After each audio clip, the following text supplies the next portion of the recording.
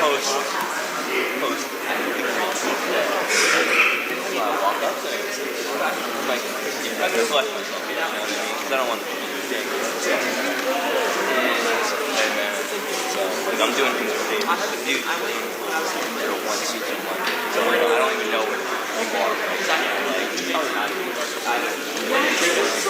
Not contributing. Oh, really? That's so fun. Really fun. Yeah.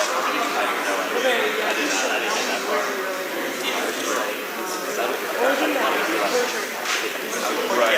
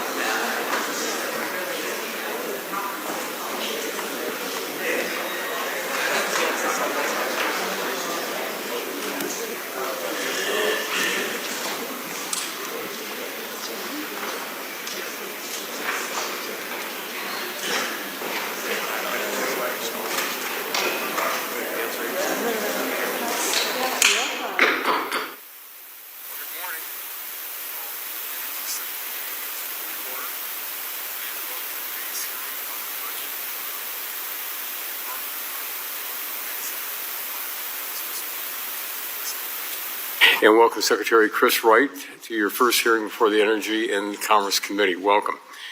Secretary Wright, in your confirmation hearing before the Senate Energy and Natural Resources Committee, you stated three goals: unleash American energy dominance, lead the world in innovation and technological breakthroughs, and once again allow for entrepreneurs to build in this country. This sentiment could not come at a more critical juncture.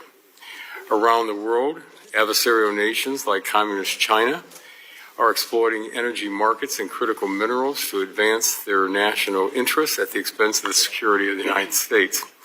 Our own nation faces an electric reliability crisis that could threaten the everyday lives of hardworking Americans. Infrastructure development has been left at a virtual standstill after the regulatory onslaught of the previous administration. All the while, we're in the midst of a critical race to lead the world in AI development. The stakes could not be higher, which is why the ambitious goals laid out under your leadership are so critical to the interests of our country. After 5 months on the job, your department has remained steadfastly committed to these efforts. Your department reversed course on the disastrous LNG export ban and once again ensured our abundant natural resources can be utilized as a diplomatic tool for our allies abroad. To reduce unnecessary federal overreach, your department rescinded dozens of burdensome and unworkable efficiency regulations and standards that the previous administration designed to advance as a one-size-fits-all approach to energy efficiency. Over the last few weeks, the department issued necessary 202C emergency waivers to continue the operation of baseload power plants to protect grid reliability in regions across the country during the upcoming summer months. And just 2 weeks ago, the White House released the Reinvigorating the Nuclear Industrial Base Executive Order, which will empower DOE to expedite and promote the use of nuclear energy in the United States. Importantly, these efforts will leverage the bipartisan work of our ADVANCE Act to fuel a domestic nuclear renaissance and power next-generation industries. As you have documented, you are continuing your ongoing tour of all 17 national labs, our crown jewels, which will be critical in leading the world in technological breakthroughs. This includes the recent announcement of a new supercomputer at the Lawrence Berkeley National Lab that will be vital to the continued development of AI and fusion energy. I'm encouraged that your department has been rightly focused on the energy needs of our growing AI industry and why it is so important for our nation and the world for the United States to win. Your department has also remained committed to President Trump's agenda to be stewards of finite taxpayer resources by aligning federal resources with high-priority projects and eliminating wasteful spending. As we discuss cost-cutting measures at your department, it is important to remember that the previous administration received over $100 billion in new funding and $400 billion in loan authority from the Inflation Reduction Act or Infrastructure Investment and Jobs Act. The previous administration simply issued financial assistance awards in a haphazard manner that lacked accountability. In fact, in the 76 days between the election day and President Trump's inauguration, the department issued almost $100 billion in new loans compared to the $43 billion in loans issued over the loan office's 20-year lifespan.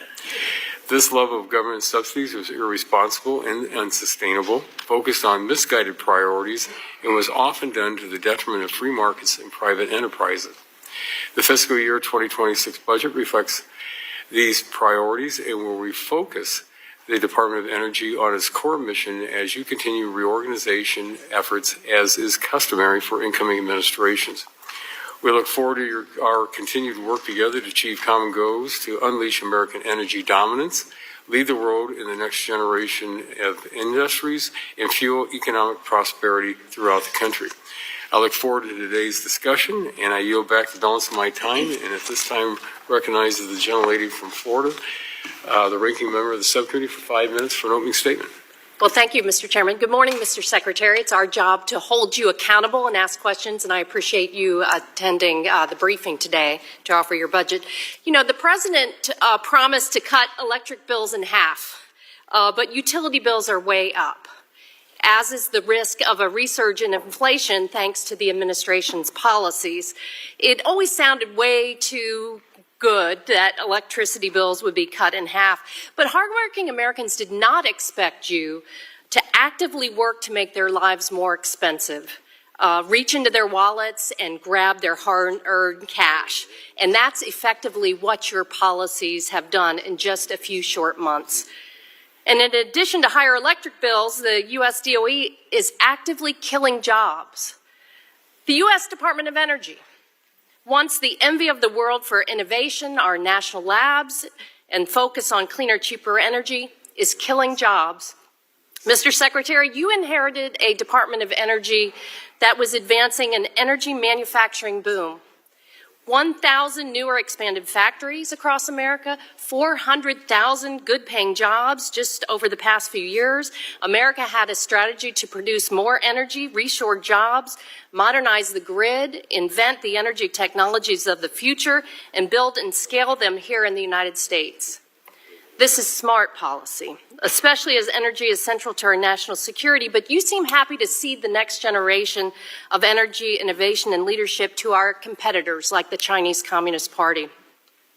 We need you to answer why you and Republicans in Congress are intentionally sabotaging America's progress, constraining our supply, and fueling higher household energy bills. On top of it all, the administration is piling on arbitrary tariffs that's making the energy sector more expensive because tariffs lead to increased costs and disruptions, ultimately impacting both consumers and the broader energy market. DOE is supposed to be leading energy innovation and security, from grid resilience to critical minerals to renewable power to next generation renewable power. But you and Elon Musk and DOGE have taken a chainsaw to the scientists, experts, and congressionally mandated initiatives at DOE. Witnesses and experts testify before this committee consistently that we need to support expansion of electricity transmission infrastructure in the U.S. because it's critical to providing affordable and reliable power. Yet the big ugly bill, as we affectionately call it, the billionaire tax break package, rescinds support for transmission facility financing, electricity transmission planning, modeling. It takes back the grants to facilitate the siting of interstate electricity transmission lines. And recent studies have shown that a comprehensive approach to building transmission lowers costs for consumers. In the Northeast, average electric bills could decrease by more than 1/3. A new report released yesterday finds that every $1 spent on transmission returns up to $4.70 in customer benefits. In addition, 2 weeks ago, you canceled industrial demonstrations funded by Congress to cut carbon emissions and toxic air pollution from industrial sites and power plants. DOE claimed these projects failed to advance the energy needs of the American people. They're not economically viable. They don't return a positive investment for taxpayers. But that is not true. Mr. Chairman, I ask unanimous consent to enter into the record a report from the American Council for Energy Efficient Economy that finds the industrial demonstrations would bring $14 billion in private investment and keep industrial facilities competitive with countries around the world. Well, without objection, so ordered. This dysfunction at the Department of Energy is killing investment in America. Look at the Loan Programs Office, which House Republicans are trying to kill in their big, ugly bill. The LPO is exactly the kind of tool we need to provide low-cost financing to projects that traditional investors won't fund. However, since President Trump took office, companies, many of whom have spent years and millions of dollars to secure conditional LPO loan commitments, are walking away. They can no longer trust the Department of Energy to be a reliable partner. Core Power, who received a conditional loan to build a new lithium battery manufacturing facility, has canceled the project, resulting in 3,000 lost American jobs. Aspen Aerogels received a conditional loan to build a plant in Georgia to make thermal barriers for EV batteries. They've canceled the plant and will instead expand production in China and Mexico. The list goes on.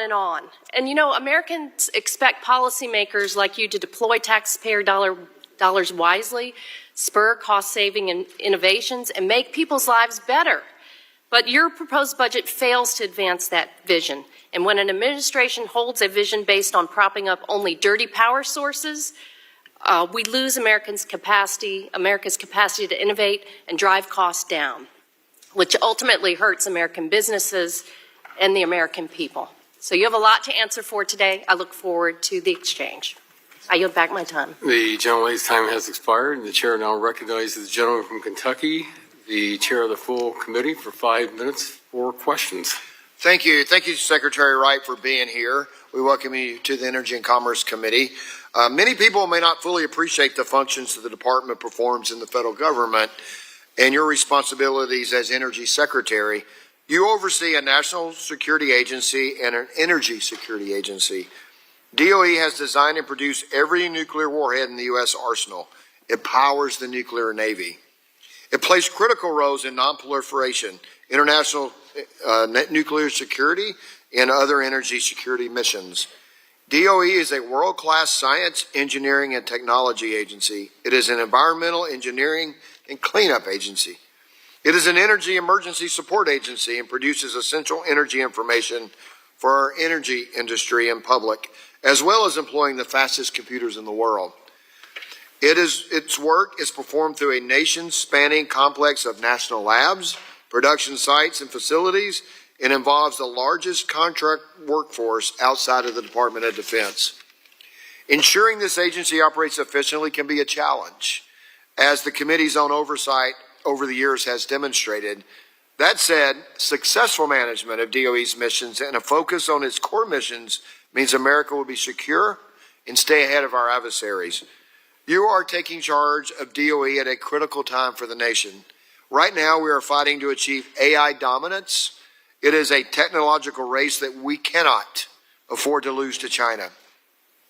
The threat of China succeeding at our expense equals, if not surpasses, the threats we faced almost 90 years ago in the race to harness atomic energy, which America fortunately won. The success of the Manhattan Project, a project that is in DOE's DNA, safeguarded our nation's security for 2 generations. We are confronting a similar treacherous time today. Over the past 4 years, our adversaries have been emboldened, China in particular. Here at home, our nation confronts tremendous new demand for energy and a burning need to revitalize our energy sector. We need energy and more of it. We need to build out the types of energy that we can rely on to power our technological needs, to support our allies, and to build our economy. Against this backdrop, understanding how you plan to address the urgency of this moment is critical. Recent actions by the administration to supercharge the drive to restore our nuclear energy leadership, including at DOE, represent the kind of positive actions this nation needs. What will matter is how you execute these policies. So it is important to understand how you plan to manage the agency and align its budget to effectively meet your priorities and responsibilities and to measure the results. Every new administration takes steps to align DOE structure to meet its priorities. President Trump did it in his first term. President Obama did it twice. We should give you the flexibility to have the organization you need to be effective and to allow you to find efficiencies in agency management. We should not lose sight of the reality that the Department of Defense today operates about 35,000 more contractors and employees than it did 5 years ago.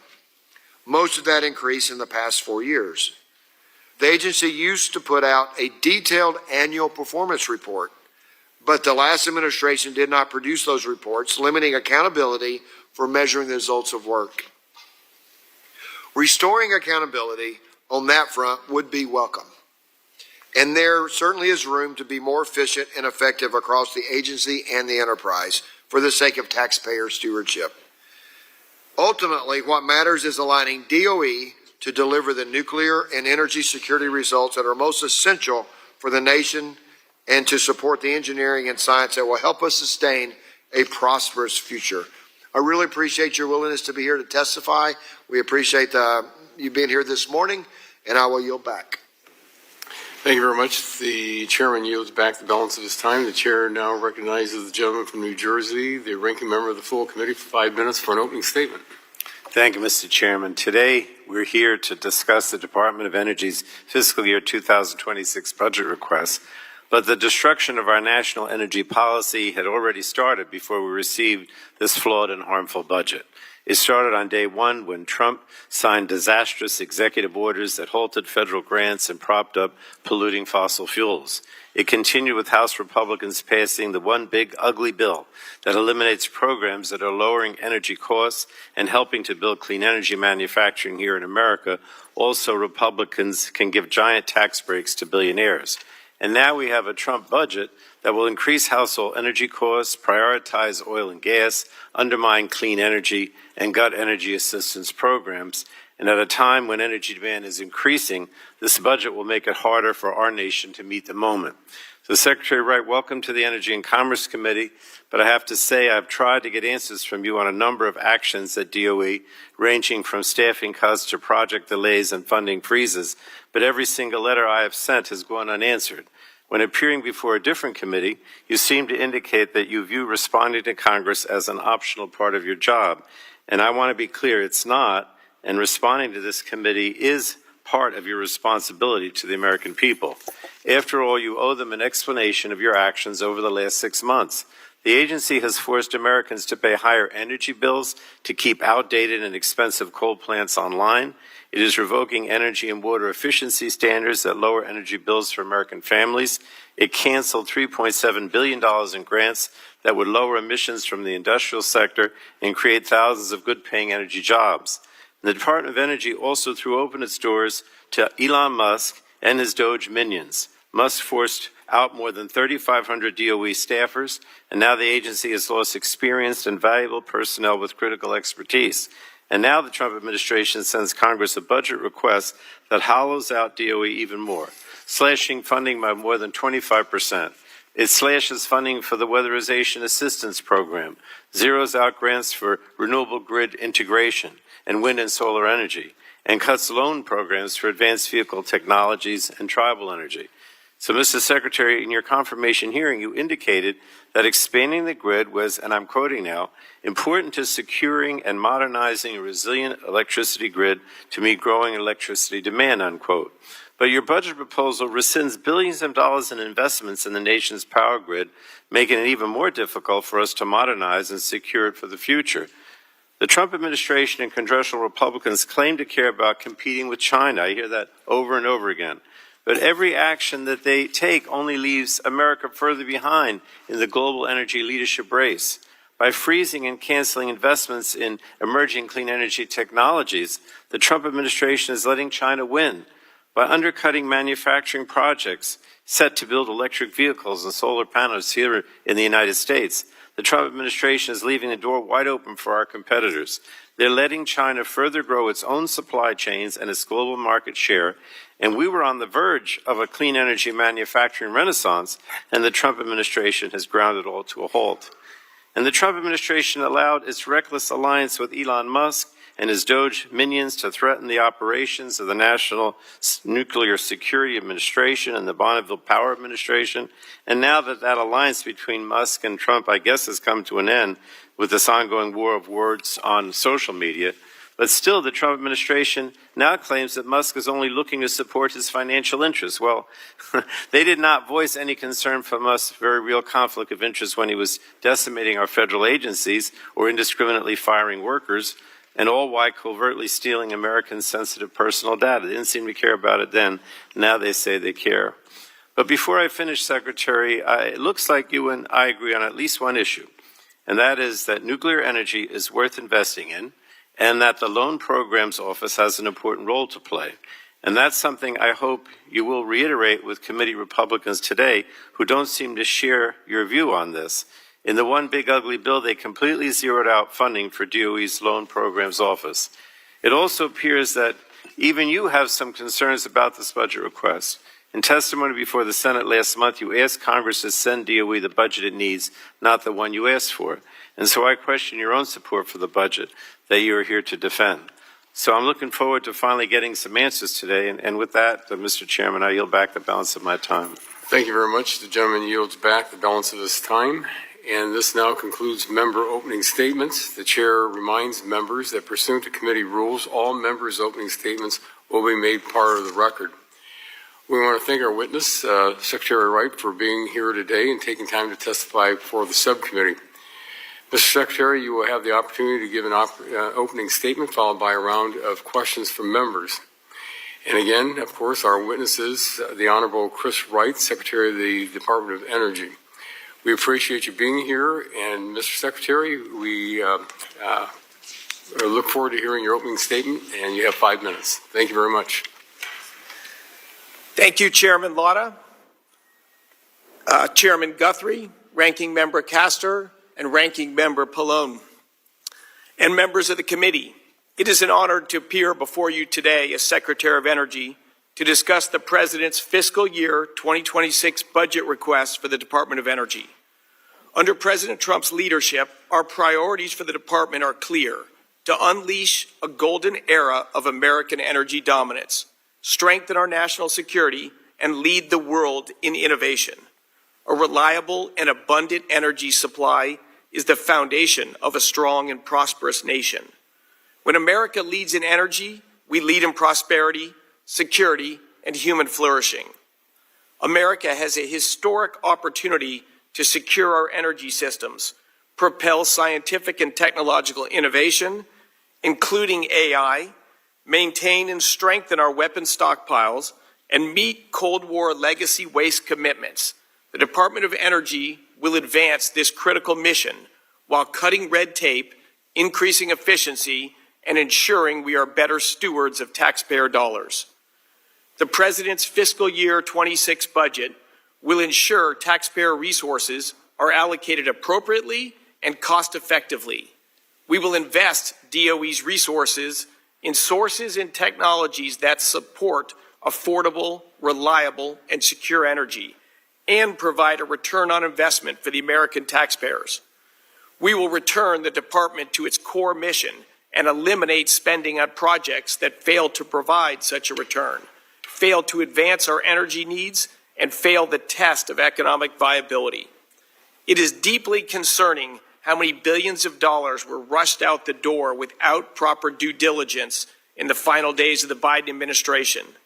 DOE is undertaking a thorough review of financial assistance that identifies waste of taxpayer dollars, protects America's national security, and advances President Trump's commitment to unleash American energy dominance. As a result, we recently announced the termination of 24 projects totaling over $3.7 billion in taxpayer-funded financial assistance. These projects failed to meet the economic, national security, or energy security standards necessary to sustain DOE's investment, and the taxpayers should not be forced to subsidize them.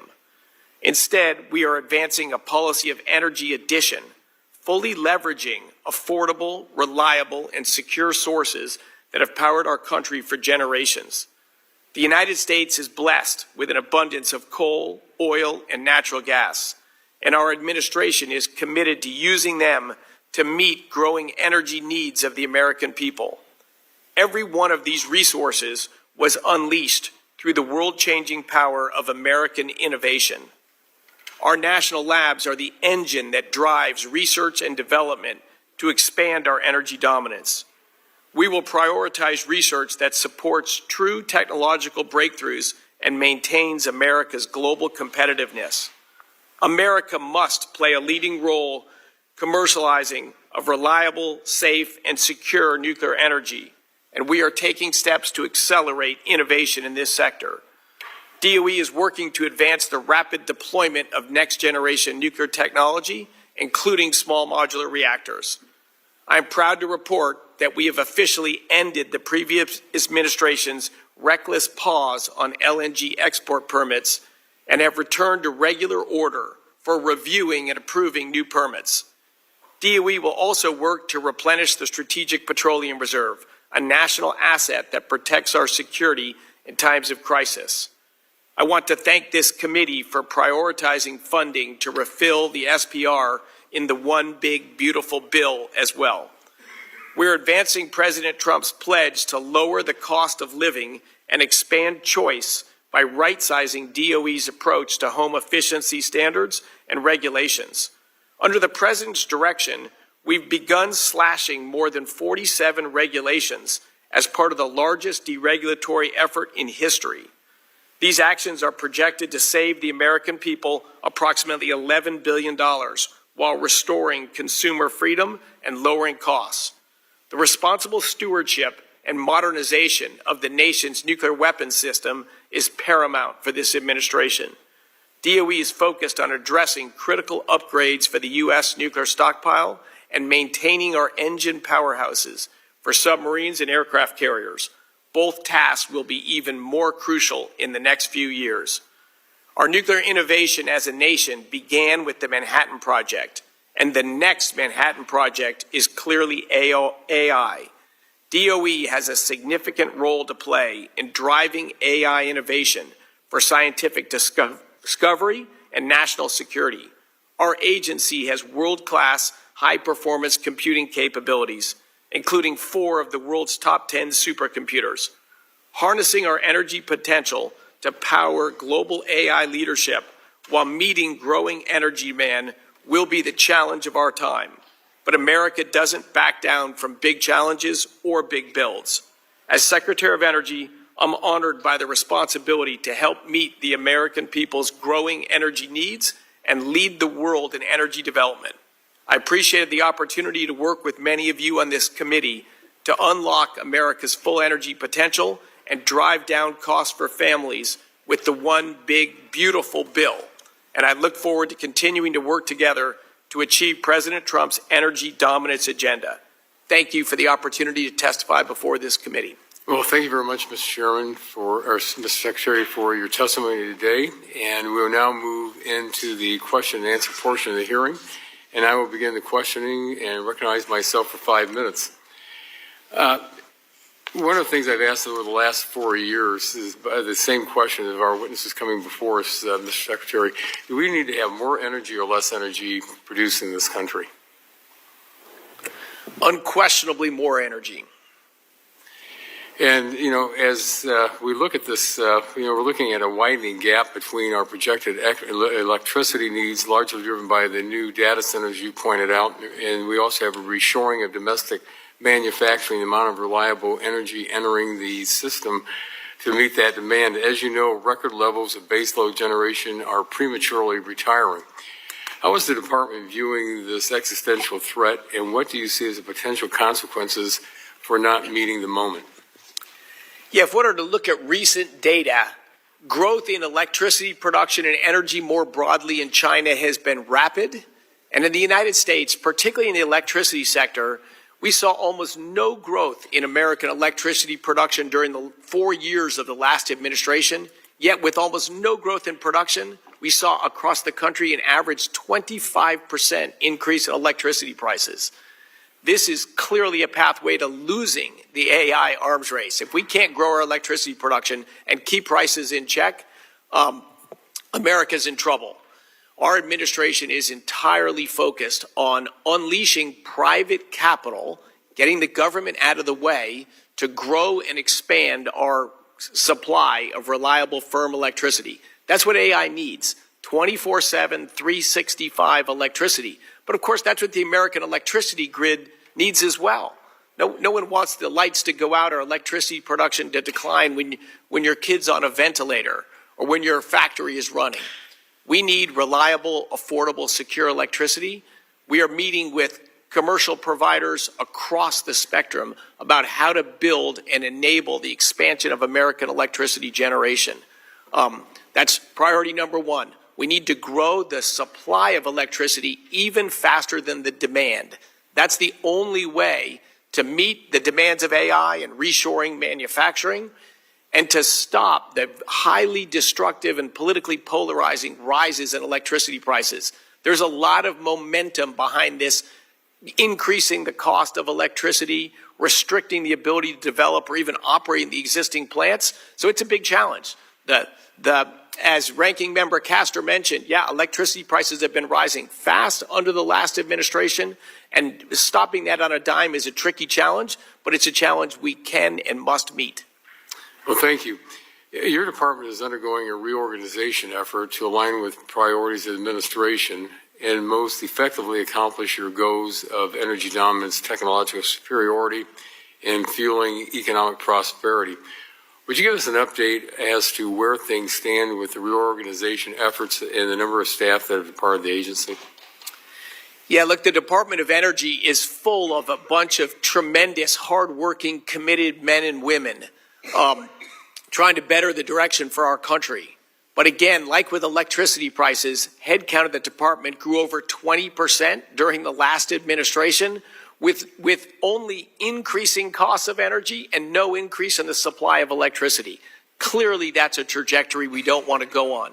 So like with any business or any organization where you care about performance, we've got to critically look at what we do, how we do it, how we can be more efficient, and how we can concentrate limited resources on what matters the most. We have followed a careful, thoughtful way to look at how we're going to reorganize the department and to bring the headcount more aligned with an appropriate budget for the times we're in. We have done this almost entirely through voluntary measures. So a lot of engagement with people, and we've had voluntary offers to give generous financial treatment for people that maybe that are choosing to move on to a different chapter in their career. These are hard and tough, and this is still ongoing. There's significant time frame people have to choose whether this is the pathway they want to go or not. The people will be moving from some offices to other offices to make sure we're appropriately staffed in every office. But I'm proud of the hard work of the team, some of the people working behind me, and many, many more back at the department. In the next few weeks, we will probably get more clarity on exactly where the reorganization is going to end. But I think it's been a great effort to align the people and the staffing with the mission we have at hand, and to align our expenditures with the output of the department. My time has expired, and I'll submit my other questions in writing to you. But at this time, I will recognize the gentlelady from Florida, the ranking member of the subcommittee, for 5 minutes for her questions. Well, thank you, Mr. Chairman. Mr. Secretary, you've actively been throttling back energy production. You have been complicit in raising American families' electric bills. and gutting innovation. So it's really hard to determine where to even start with this. But I'll start with an initiative that is very popular across the country that helps our neighbors back home save money, and that's Energy Star. It's a joint DOE-EPA initiative mandated in statute by Congress. In the past, it's been very bipartisan. But your budget request runs counter to law. It actually proposes to completely eliminate Energy Star. No one thinks that's smart. Actually, I correct myself. The polluters and the utility companies that want consumers to use a lot more energy, they like it. But I'm going to offer for the record a letter from leading residential and real estate organizations that describes Energy Star as a key element of the all of the above strategy. It says electricity saved by Energy Star helps free up space on the grid needed so the U.S. can lead the world to power and grow AI, bring manufacturing back to our shore. It reduces Americans' electricity bills. I'll offer that to you, Mr. Chair. And without objection, so ordered.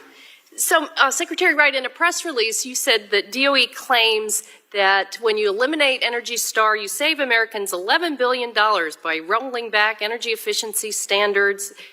However, according to DOE's own estimates, eliminating those standards would increase Americans' utility bills by more than $54 billion.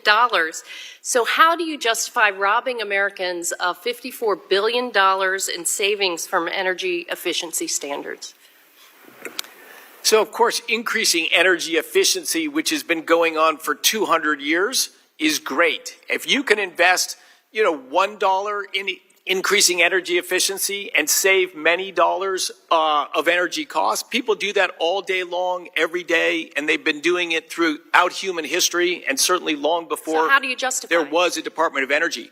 Because individuals and businesses should make the choice to evaluate those trade-offs. And they do. There are no mandates in energy efficiency standards or appliances that people want to purchase. My folks back home are replacing a lot of appliances because we were socked by 2 hurricanes in a row and did real damage. And every time you say that and the Republicans have been complicit on this, that you're not going to provide the information to consumers that they need to lower their electric bills at this time, that does real damage. We're not preventing any product being purchased by any consumer. Quite the contrary. Oh, yes, you have. In eliminating Energy Star, in the war on energy efficient appliances, this is the opposite of what you said. You said you want to be good stewards of taxpayer money, but you're not. You're asking people to pay more and taking the tools they need away from them. I'll move on to the industrial demonstrations because you said America needs to be focused on innovation and lead the world. China is doubling down on industrial sector innovation and decarbonization. In April, China announced 101 new demonstration projects, including low-carbon steel, geothermal heat pumps, and green fertilizer. Those projects will receive, of course, direct support, expedited approvals, prioritization. That's how they work. So the least that the American can do if we want to keep up our competitive edge is to provide strategic support. But you announced 2 weeks ago you're going to cancel those industrial demonstrations. You said these cancellations would strengthen our national security. Do you believe that allowing China to overtake the United States in these key sectors actually strengthens our national security? It's critical that the United States lead in the technologies that matter. But you're taking the resources away from these kind of innovative companies. They've come to you. They've come to the Department of Energy. They are bringing their own capital. They're not doing it on their own. And you're taking these tools away from them, kind of like pulling the rug out from under them and ceding this to China. Why do you think that's a good idea? If American taxpayers invest $1 and the potential return on that dollar is a penny or maybe a dime, that's not a good expenditure of American dollars, and it's certainly not the pathway to win in a competitive marketplace. Now, you said you're all for energy dominance, but you're doing the opposite. You're taking a hatchet to what makes America strong and what makes America great, and that's innovation and doing it in partnership with our private businesses.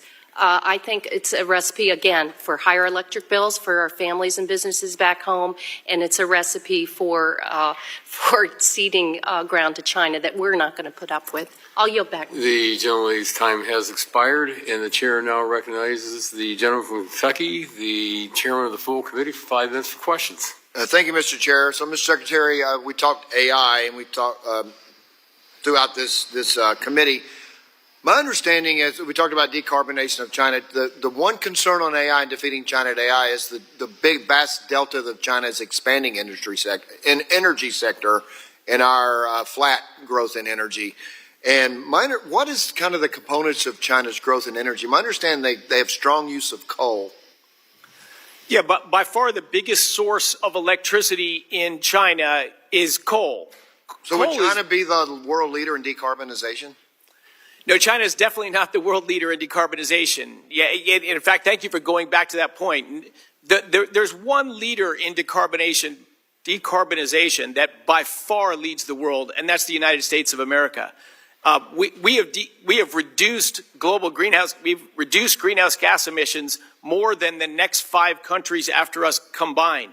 But in these reductions, at the same time, using coal as our energy generation as well. You can do coal in a clean way. My guess is China is probably not the leader in clean coal that we are.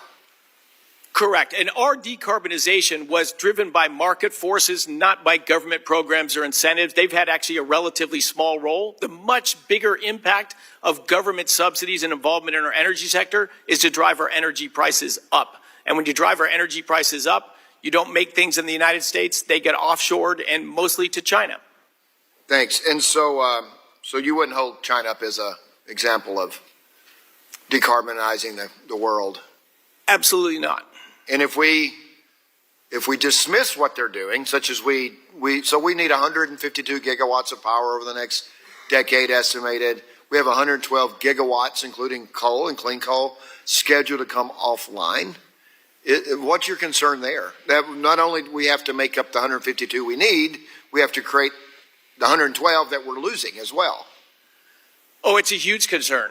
Look, as I said, almost no growth in our electricity production over the last 4 years. You quoted some high numbers there, over 100 gigawatts of needed new power to lead the reindustrialization of our country and lead in AI. And at the same time, we're going to retire well-working, reliable, secure energy sources.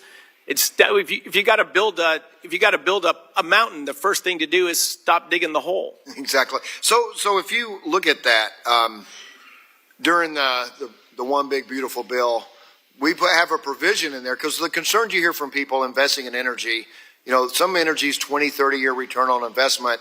And when there's every 2 to 4 years, the policy seems to be changing out of Washington, they're concerned. And to address that, one, I would love to see if we could all work together to have a bipartisan energy bill to show that we can work together. And hopefully that's still possible for us to do.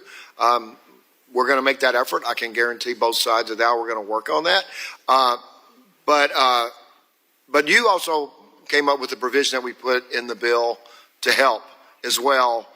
And it's really not really insurance companies can pay into, but can you describe that program a little bit for us? Yeah, look, energy infrastructure takes time to build. Maybe the most famous example in the United States was the Keystone XL pipeline to bring Canadian oil down to American refineries so we can turn them into higher value products and sell them to Americans or export them overseas. Billions of dollars were spent on this pipeline, and then an administration came in and just stopped it. Who's going to build long-term infrastructure if the next administration may just flush your investment? The governor of New York did the same thing on pipelines that could lower the cost of energy in New York State and New England. Hundreds of millions of dollars were spent for these obviously beneficial pipelines, and then the governor, Cuomo in New York, just stopped them. So the idea is we need to build confidence for people to make long-term investments again, and if the government comes and changes their mind, they at least give you the money back that you invested to try to help the American economy. That's only if the government decision is what drives the loss of the investment, right? That is correct. Look, as a longtime entrepreneur, we make investments all the time. Sometimes they turn out great and sometimes they don't. That's the nature of business. But if your investment only fails because the government changed the policy, well, the government should have a cost for changing that policy. Okay, I only have a few seconds left, but my understanding is over the past 5 years, DOE's expanded by 35,000 people, employees, and contractors. I'm sure you're looking at that, and kind of what's your explanation of that and what you're doing with that? Yeah, look, it's another just example of growing headcount. Spending more money and hiring more people does not necessarily lead to positive results. And in fact, historically at the DOE, it's led to the opposite. We hired a lot of people whose main job was to try to stand in the way of energy development. That's not a productive use of people or capital. Thank you. My time has expired. Appreciate you being here, and I will yield back. Thank you. The gentleman's time has expired and yields back. The chair now recognizes the gentleman from New Jersey, the ranking member of the full committee, for 5 minutes of questions. Thank you, Mr. Chairman. This is not my question, but I just have to say it's ironic you're talking about what the previous administration did in terms of discouraging investment, which I don't agree. But I mean, the irony right now is that you and the Trump administration are doing everything you can to prevent any kind of moving forward on clean energy. And so why would anybody, you're killing all the clean energy initiatives around the country.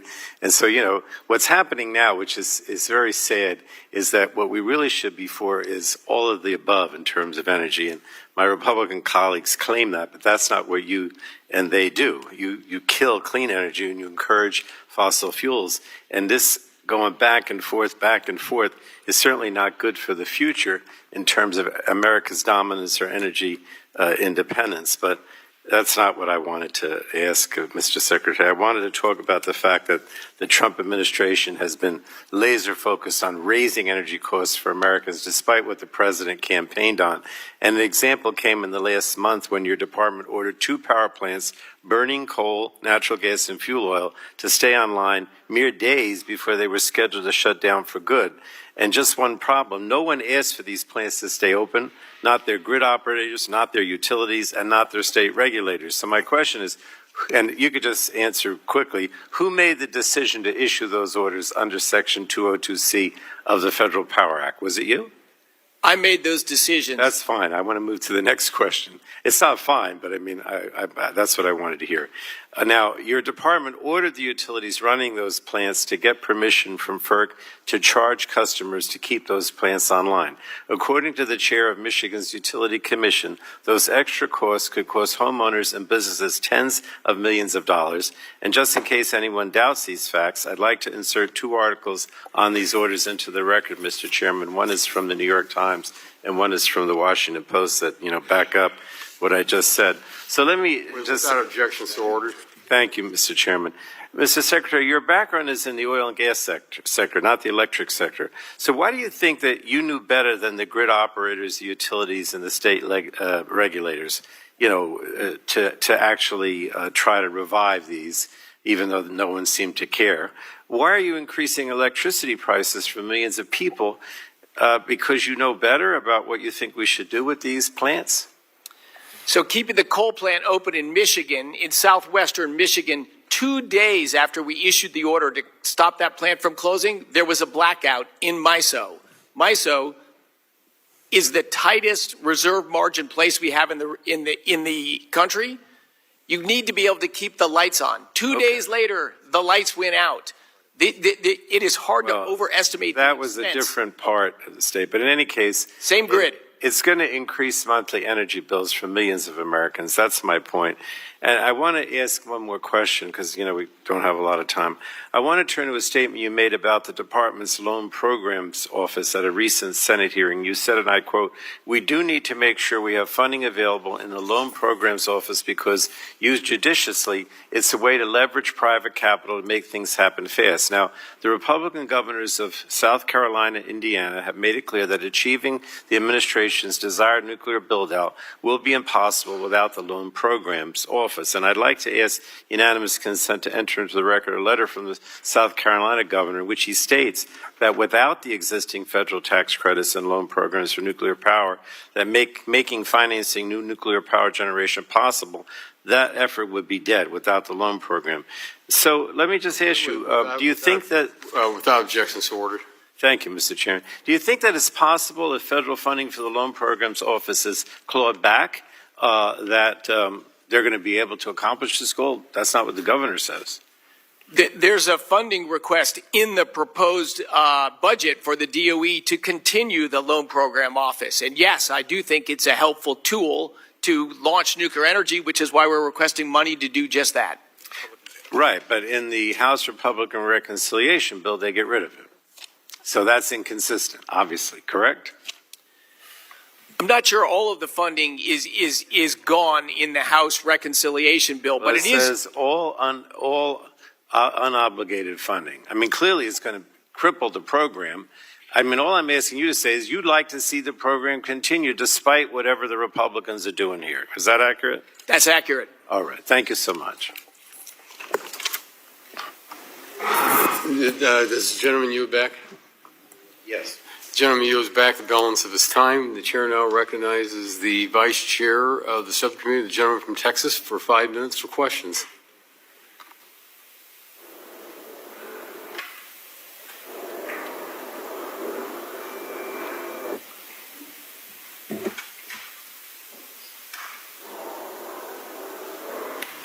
Thank you, Mr. Chairman, and Mr. Secretary, we thank you for being here. And before I get to the questions, I want to note for the record that the Keystone Pipeline would have come into my district over there on the Gulf Coast of Texas, 830,000 barrels of product a day. And I was unaware that there was billions of dollars poured into, I guess, engineering and developing that process before President Obama killed it. I actually got to meet him when I came into Congress, and he said he was considering the Keystone Pipeline. Then, of course, he killed it. From my colleagues across the aisle, 830,000 barrels a day. If you took an 18-wheeler that holds about 7,000 gallons or 9,000 gallons, if it's a small, medium, or large one, it would take, you divide that into barrels of product a day, it's about 120 barrels per 18-wheeler. It would take 5,300 18-wheelers on the highway every day to move that amount of oil. And I thought our friends across the aisle were against emissions, and those kinds of emissions. But I defer, so let me go with my questions, Mr. Wright. U.S. LNG exports, which I have 3 LNG plants in my district, are a critical part of President Trump's energy dominance agenda, with my district serving as a major hub with Freeport LNG, Golden Pass LNG, Port Arthur LNG, and Cheniere Sabines Pass LNG, which is actually across the Louisiana border, that other foreign nation, about 6 miles from us, that we help them get their product out into the Gulf. Since 2016, the U.S. has become the world's largest LNG exporter, generating over $400 billion with a B dollars in economic growth, and has supported an average of 273,000 direct and indirect and induced U.S. jobs.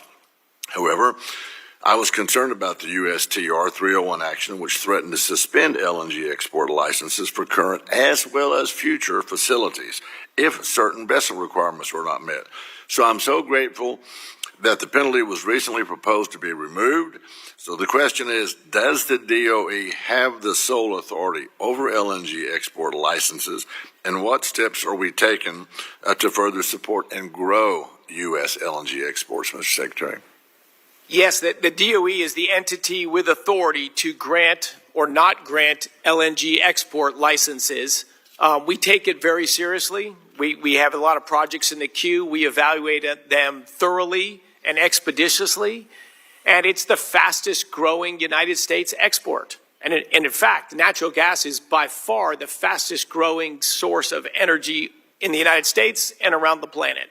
So it's huge economic opportunity for the United States, and I'm excited to see the huge private capital flowing in to grow the capacity. Sure. Well, I appreciate that. And of course, as you know, Texas is the #1 wind energy state as well as solar panel state in the country. 20% of our power comes from wind and 5% comes from solar. It's funny to hear my friends across the aisle talk about how we're trying to kill green energy. No, we're not. We're just recognizing that we need a stable, reliable, dependable, affordable energy base to be able to do these things. Let me move on. You know, maybe I wonder if you would be willing to testify at Science, Space, and Technology Committee if we could get you in there sometime. I'm the committee chair, subcommittee chair for energy there too, but we'll catch up on that a little later. Under President Biden, Mr. Secretary, the Petroleum Reserve, Strategic Petroleum Reserve, as we discussed, 60% of it, my district, 60% of it has been unbelievably drawn down. It's reached its lowest level since '83. When Biden took office, the SPR contained 638 million barrels of oil. Today, it's 375 million barrels, roughly half. In his 2025 inaugural address, President Trump made a commitment to refill the SPR. In this committee's reconciliation title, we authorized $2 billion to big crude purchases, conduct repairs, and buy back 7 million barrels from mandated sales. So do you think the department's plan to refill the SPR will work with what we've done in the reconciliation package? It's a start, absolutely. I mean, the immediate things we need to do is finish the repairs on the Strategic Petroleum Reserve. It was drawn down so quickly that causes some damage to the infrastructure itself. So those repairs are ongoing, and they're a non-trivial amount of money to repair the SPR. Then we also have to spend some money to offset planned additional sales of oil that were also entered into to reverse those so we don't shrink the deposits, and then additional funds will be used to fill it. But yes, I thank you for that funding. And very quickly before I yield back, Mr. Chairman, if I can, so you actually have a plan to build up our energy at affordable prices, not make energy higher. Thank you, Mr. Secretary. I yield back. The gentleman's time has expired, and the chair now recognizes the gentleman from California's 50th District for 5 minutes for questions. Thank you, Mr. Chairman. Thank you, Secretary Wright, for coming. I appreciate it, seeing you today. I want to ask some questions about transmission and the grid. In your first secretarial order, you committed to use all lawful authorities to strengthen the grid, including the backbone, our transmission system. Since 2005, FERC has had the authority to act as the sole permitting agency for large multi-state transmission lines that your department deems to be in the national interest, but the federal government has not once used this authority due to litigation and endless bureaucracy regarding DOE's role in the process. That's Bush, Obama, Trump, Biden never used the authority. The backstop permitting authority for transmission is also a fraction of the authority that FERC has long had over natural gas pipelines and LNG, which always get their one-stop permitting shop at FERC. So my question is, would you support bipartisan efforts in Congress to streamline this permit authority for large transmission lines, including would you be supportive of establishing permitting parity at FERC between natural gas and transmission? Absolutely. The United States needs to build more energy infrastructure of all kinds, and certainly including transmission lines. Okay. And I agree with my colleagues that we're walking into a reliability and affordability crisis. And I think to the extent that's because right now our grid is planned in a way that's segmented, costly, and inefficient. The various regions across the country have no incentive to work together or ensure that we're meeting load growth in the most efficient and cost-effective way. Last year, the North American Electric Reliability Corporation, NERC, released a study showing that an additional 35 gigawatts of interregional transfer capacity, which are grid connections among regions, would make the grid more resilient against extreme weather, with lower costs, and enable us to meet load growth. The study also says that building interregional transmission maximizes the use of energy resources, including peaker plants like natural gas, by enabling regions to send power where it's abundant to where it's most needed.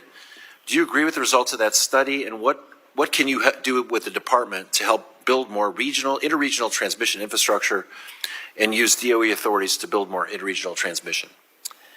Look, so I can't speak to the specifics in that study. I do read a lot about this, studies, but I can't comment on that one. But yeah, are we better off with Sometimes more? Sometimes as the SEAM study, you might have heard it that way. Yeah. Look, there's no doubt that our country and our grid would benefit from more transmission. And it is a subject of active study and discussion at the DOE. The problem, as you know, the historical record of building transmission is just deathly long, incredibly hard. NEPA and environmental protests have made it more than a decade to build anything. Very frustrating. We're working on that. We'd love to get that faster. And in the meantime, we're also working on things to take existing right-of-ways and either have dynamic rating on lines. They have a certain maximum power they can put through, but it depends on temperature and wind speed. Don't disagree with any of that. I think actually I'm working on NEPA right now myself because I agree with you. But the issue I'm raising is the lack of incentive among regions to cooperate with each other to build transmission that I think undisputedly would make make our system more reliable and offer lower costs for consumers. And what I would love to get is the opportunity to work with you, get your commitment that that's something you want to do, and that you would work with us on a bipartisan approach to getting that done. Would love to work with you. Would love to. And you're right, not just in the interregional transmission, but there's a lot of just the wrong incentives in our electricity grid because of the regulatory environment. So I look forward to working with you on a bipartisan basis to figure out how to make electricity easier to move and cheaper to buy. All right, and also I think we have some different understanding of the facts of the production of energy. I just wanted to say the U.S. produced record oil and gas in 2023, more than we've ever produced before. We always thought it was an irony that we produced more oil and gas under Biden and more renewables than under Trump, and more renewables under Trump than we produced under Biden. And in fact, electricity production is up about 5% over the last 5 years. We know we got to do more electricity production. And the one thing I would just say, you mentioned a concern about investors losing their investment in energy because of a change in government policy and maybe the government should reimburse them. We're about to do just that. There's 2,600 gigawatts of energy lined up to get connected. About 90% of that is non-emitting, what we call clean energy.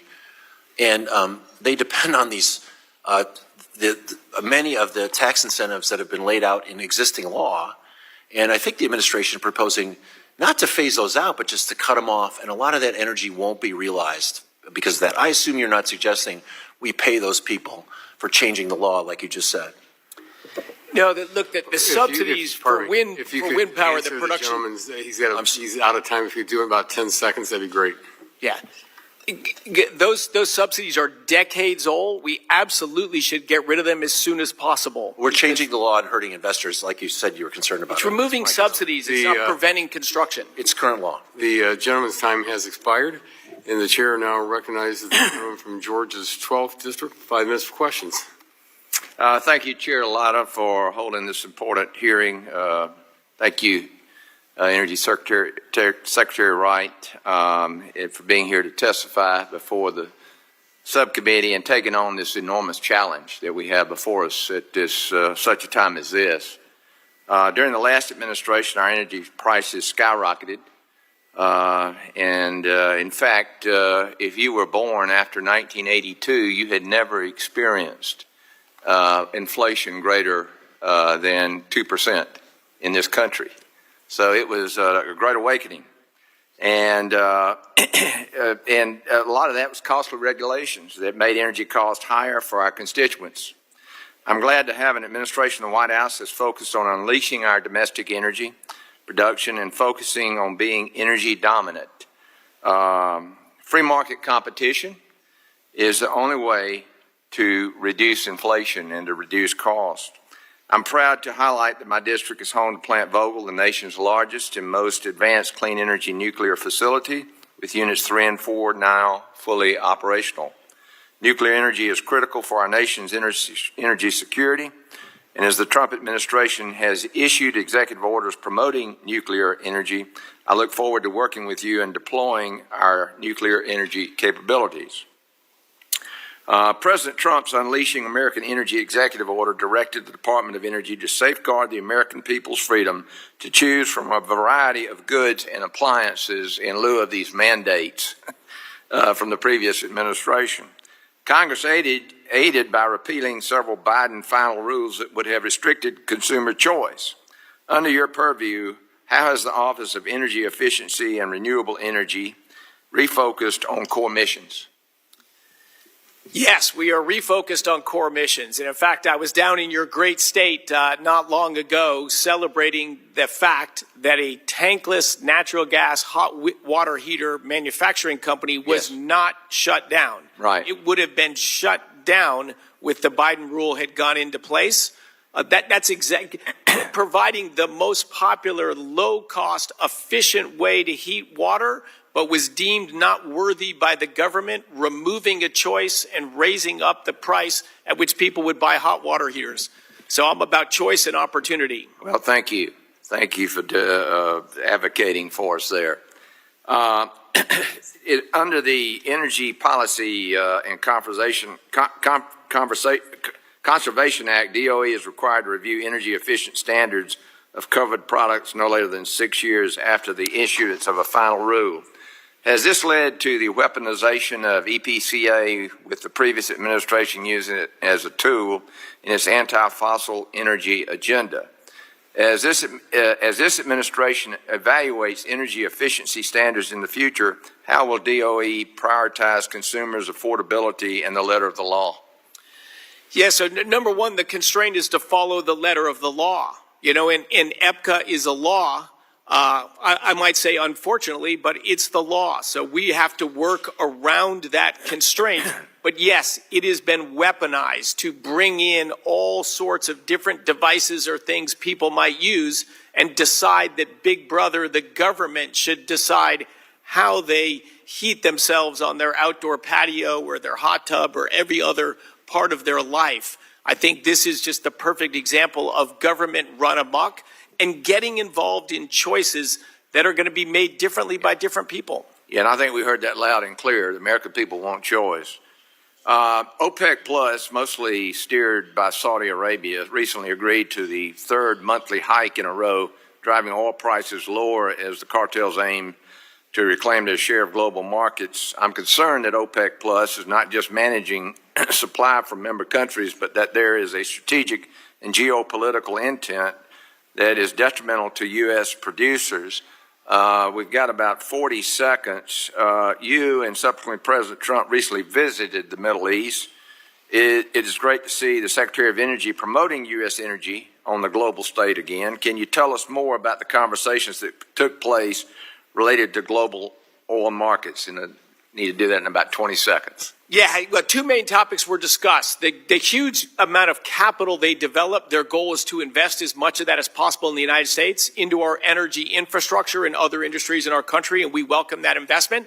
And we discussed a decadal-long outlook for demand for energy, just trying to base in reality what investments are needed today to supply energy demands a decade, 2 decades, 4 decades from now.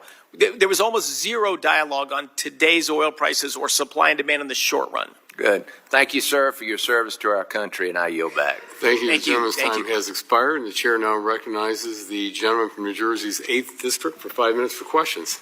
Thank you, Chairman. Secretary Wright, this administration has made clear it wants to make America energy dominant. Is that correct? Yes. And wouldn't you agree that the best way to achieve energy dominance is by an all-of-the-above approach to energy production? Just yes or no? I've never supported all of the above, because if something's going to make energy more expensive and less reliable, I'm not for that. But, okay, actually, let's walk through that. So, more expensive, less reliable, is that correct? That's why you're not a proponent of all of the above strategy, which would include renewable energy. All energy sources that will provide secure, affordable, reliable energy over the long term, I'm in favor of. I've worked in solar, in geothermal, in nuclear, across the energy spectrum. I haven't worked in wind or coal, but almost every other energy source. All right, we'll keep moving. Would you agree that energy affordability is an issue important to so many Americans, including when it comes to their energy bills? Just yes or no? Oh, yes. Yeah, I agree. And would you agree that increased production of all types of energy, including renewables, helps bring down costs for consumers? Absolutely not. That is not at all how the marketplace has worked. Okay, let's keep going. Absolutely not. I'm going to make a note of that. So do you know which states have been most successful in driving down energy prices for consumers?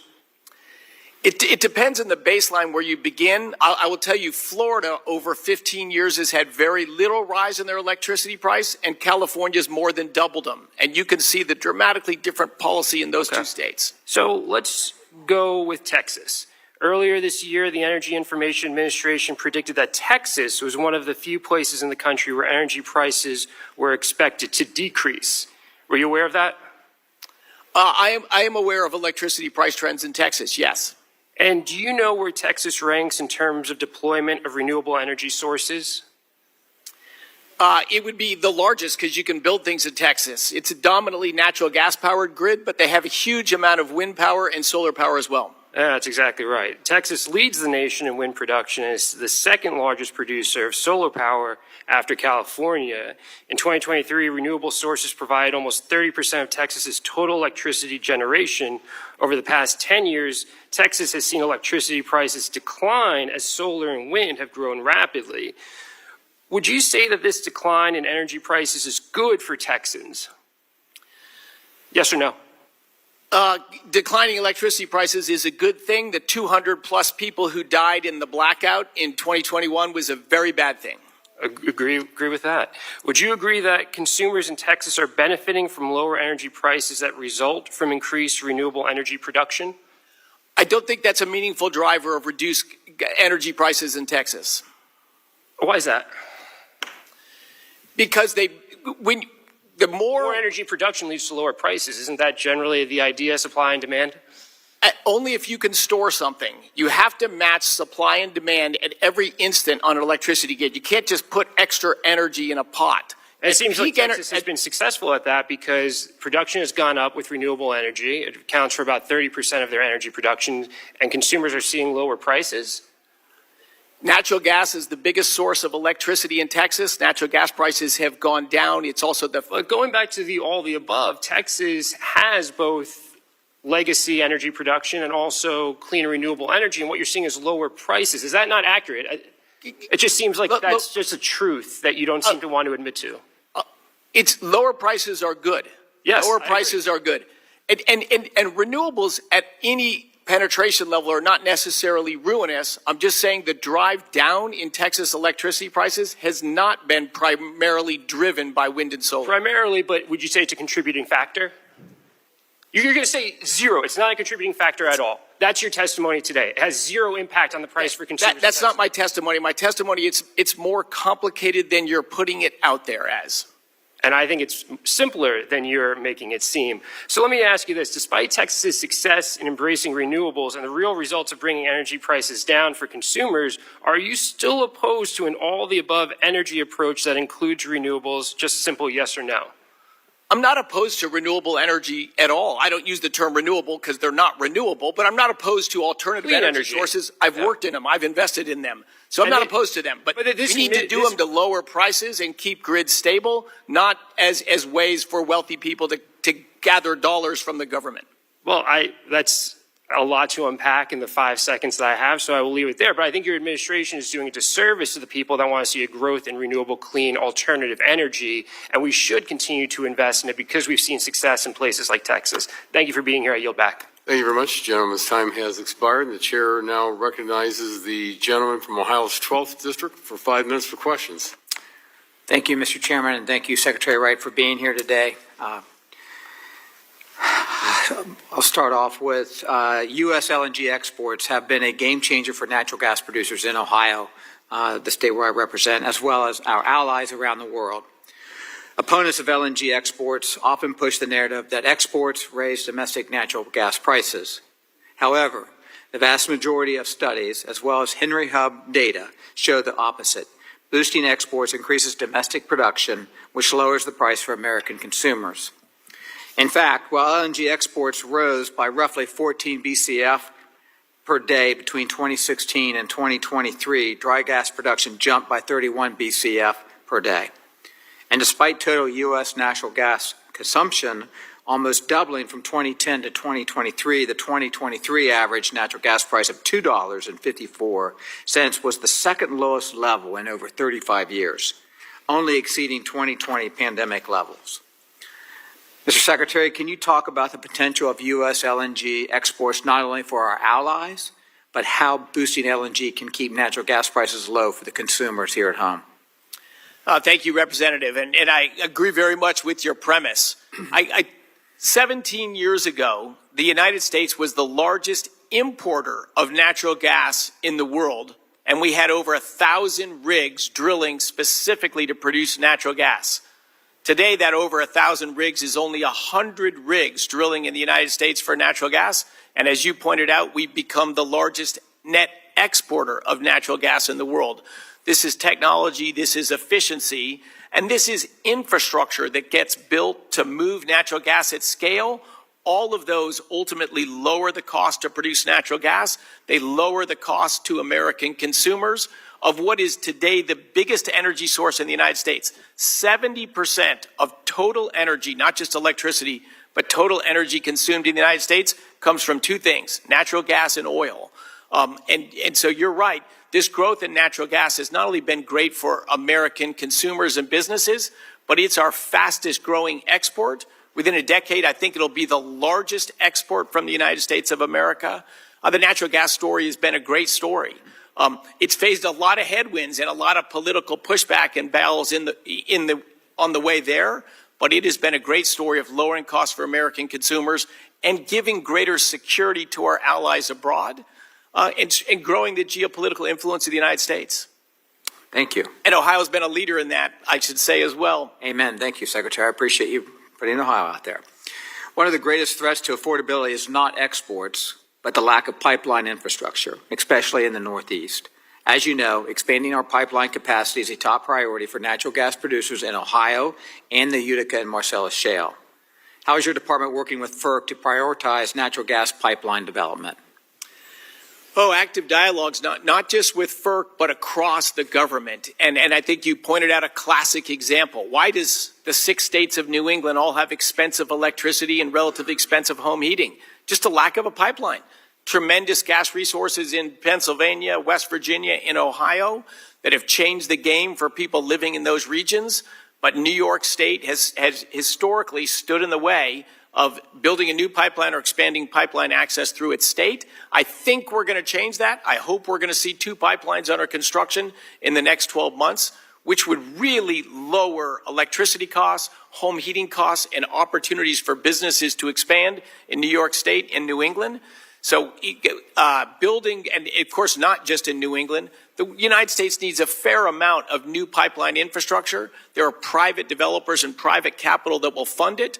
To your point, we just need to have a more sane and reasonable regulatory environment to get certainty in a reasonable time frame to build these pipelines. But I support 100% your point. Thank you. With just 45 seconds left, so be watchful of the time. Given your role as Secretary of Energy and Vice Chair of the National Energy Dominance Council, I wanted to get your thoughts on an issue that presents a major threat to grid reliability, the broken interconnection queue process. You have 30 seconds.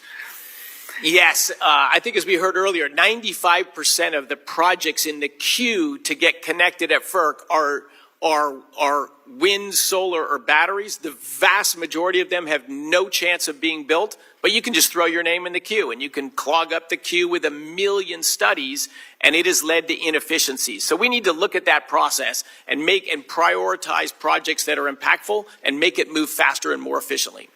And we have a bill that we'd like you to look at sometime. Thank you. Mr. Chairman, I yield back. Thank you. The gentleman yields back, and the chair now recognizes the gentlelady from Virginia, 4th District, for 5 minutes for questions.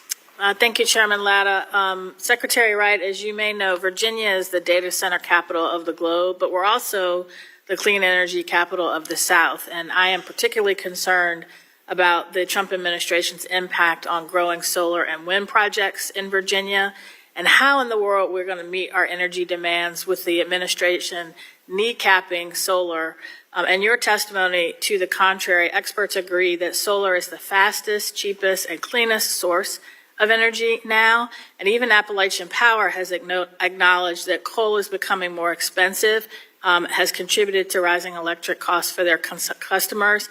And their parent company has said that coal is not the most cost-effective choice for new investments, and they relied heavily on coal for a very long time. But I don't think we're going to agree today on the benefits of wind and solar versus fossil fuels. So I want to focus on what I have heard consistently from my constituents concerned about workforce cuts, grant funding freezes, and lack of communications from the department. 75 clean city coalitions work under annual cooperative agreements with the Department of Energy to promote clean and affordable transportation fuel options.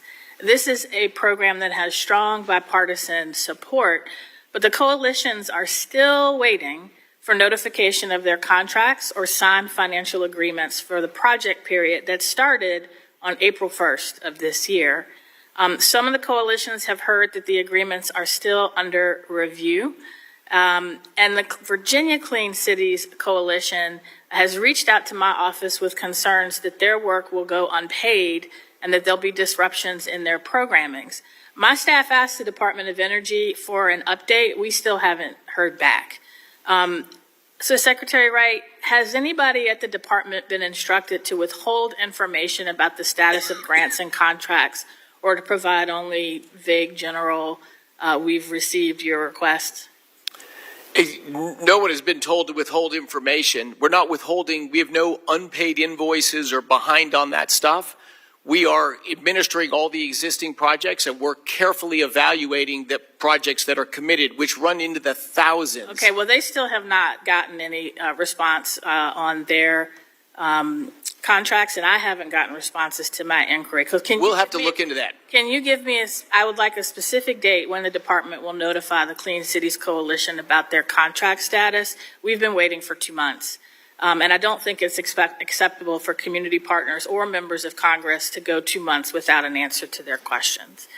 In addition, the department recently canceled dozens of grants issued by the Office of Clean Energy Demonstrations for carbon capture and decarbonization processes, and your fiscal year 26 budget eliminates this office entirely.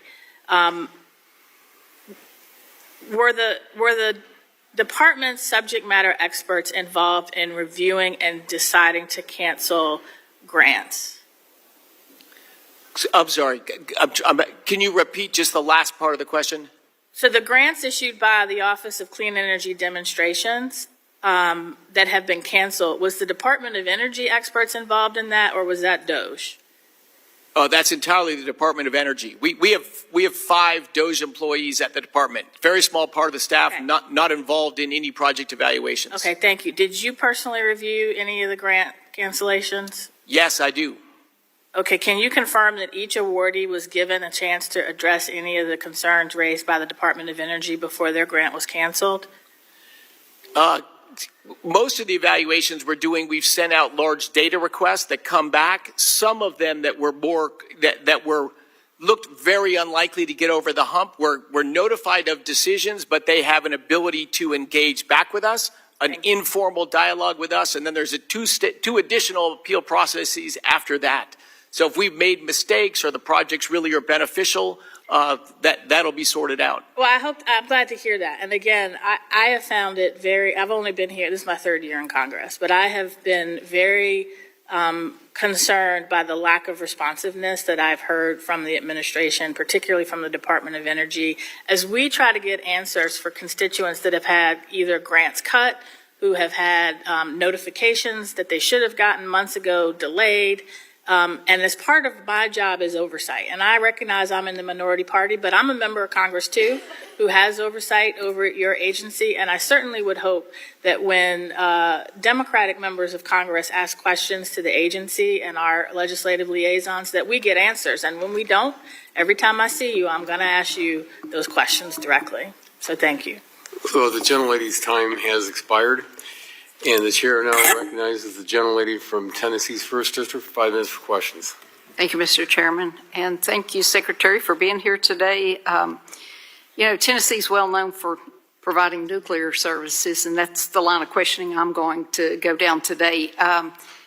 We know nuclear fuel is essential to the success of America's nuclear renaissance and our energy security, and this committee led on the Russian uranium ban. Legislation enacted last year, and the legislation provides certainty to the market and is a prerequisite for new investment in the U.S. nuclear fuel supply chain. My question is the DOE committed to continuing to implement the ban legislation going forward, including a rigorous process to grant waivers to the ban? Yes, we are. And I think the motivation behind the ban, I agree with 100%, and we are working diligently to make America able to comply with that ban. But as you know well, today in the commercial power sector, there is no American-owned enrichment based in the United States of America. It's really a sad state we've fallen into. We are working hard, both through grants and just with dialogues, with providers in this country. We really want to build up as fast as we can commercial enrichment in the United States, because of course we should not be dependent upon Russia to fuel our nuclear reactors. And I'm confident we will get there. I wish we were going to get there faster than we are, but we will get there. And your actions in legislation and on that bill are obviously helping prod it even faster. Well, and I thank you for that. We're going to talk about some ways to do that here in just a second. So, given concerns regarding potential circumvention of the uranium ban via China, is the administration committed to implementing the anti-circumvention provisions in the legislation? Yes. Okay. Yes, we are. Okay. Will you work with the committee to ensure the ban's implemented effectively? Yes, we will. Fantastic. President Trump recently released 4 executive orders to accelerate nuclear fuel in this country, and I'm in full support of those efforts, and I appreciate the forward thinking and push to advance the high-assay, low-enriched uranium, the HALEU fuel supply chain by establishing U.S. enrichment for the next generation of reactors, and I encourage you to keep the pressure on. However, we know it's going to take a few years to get the capacity up and running to meet the demand. And the executive orders direct DOE to look at adding 20 metric tons of HALEU through downblending.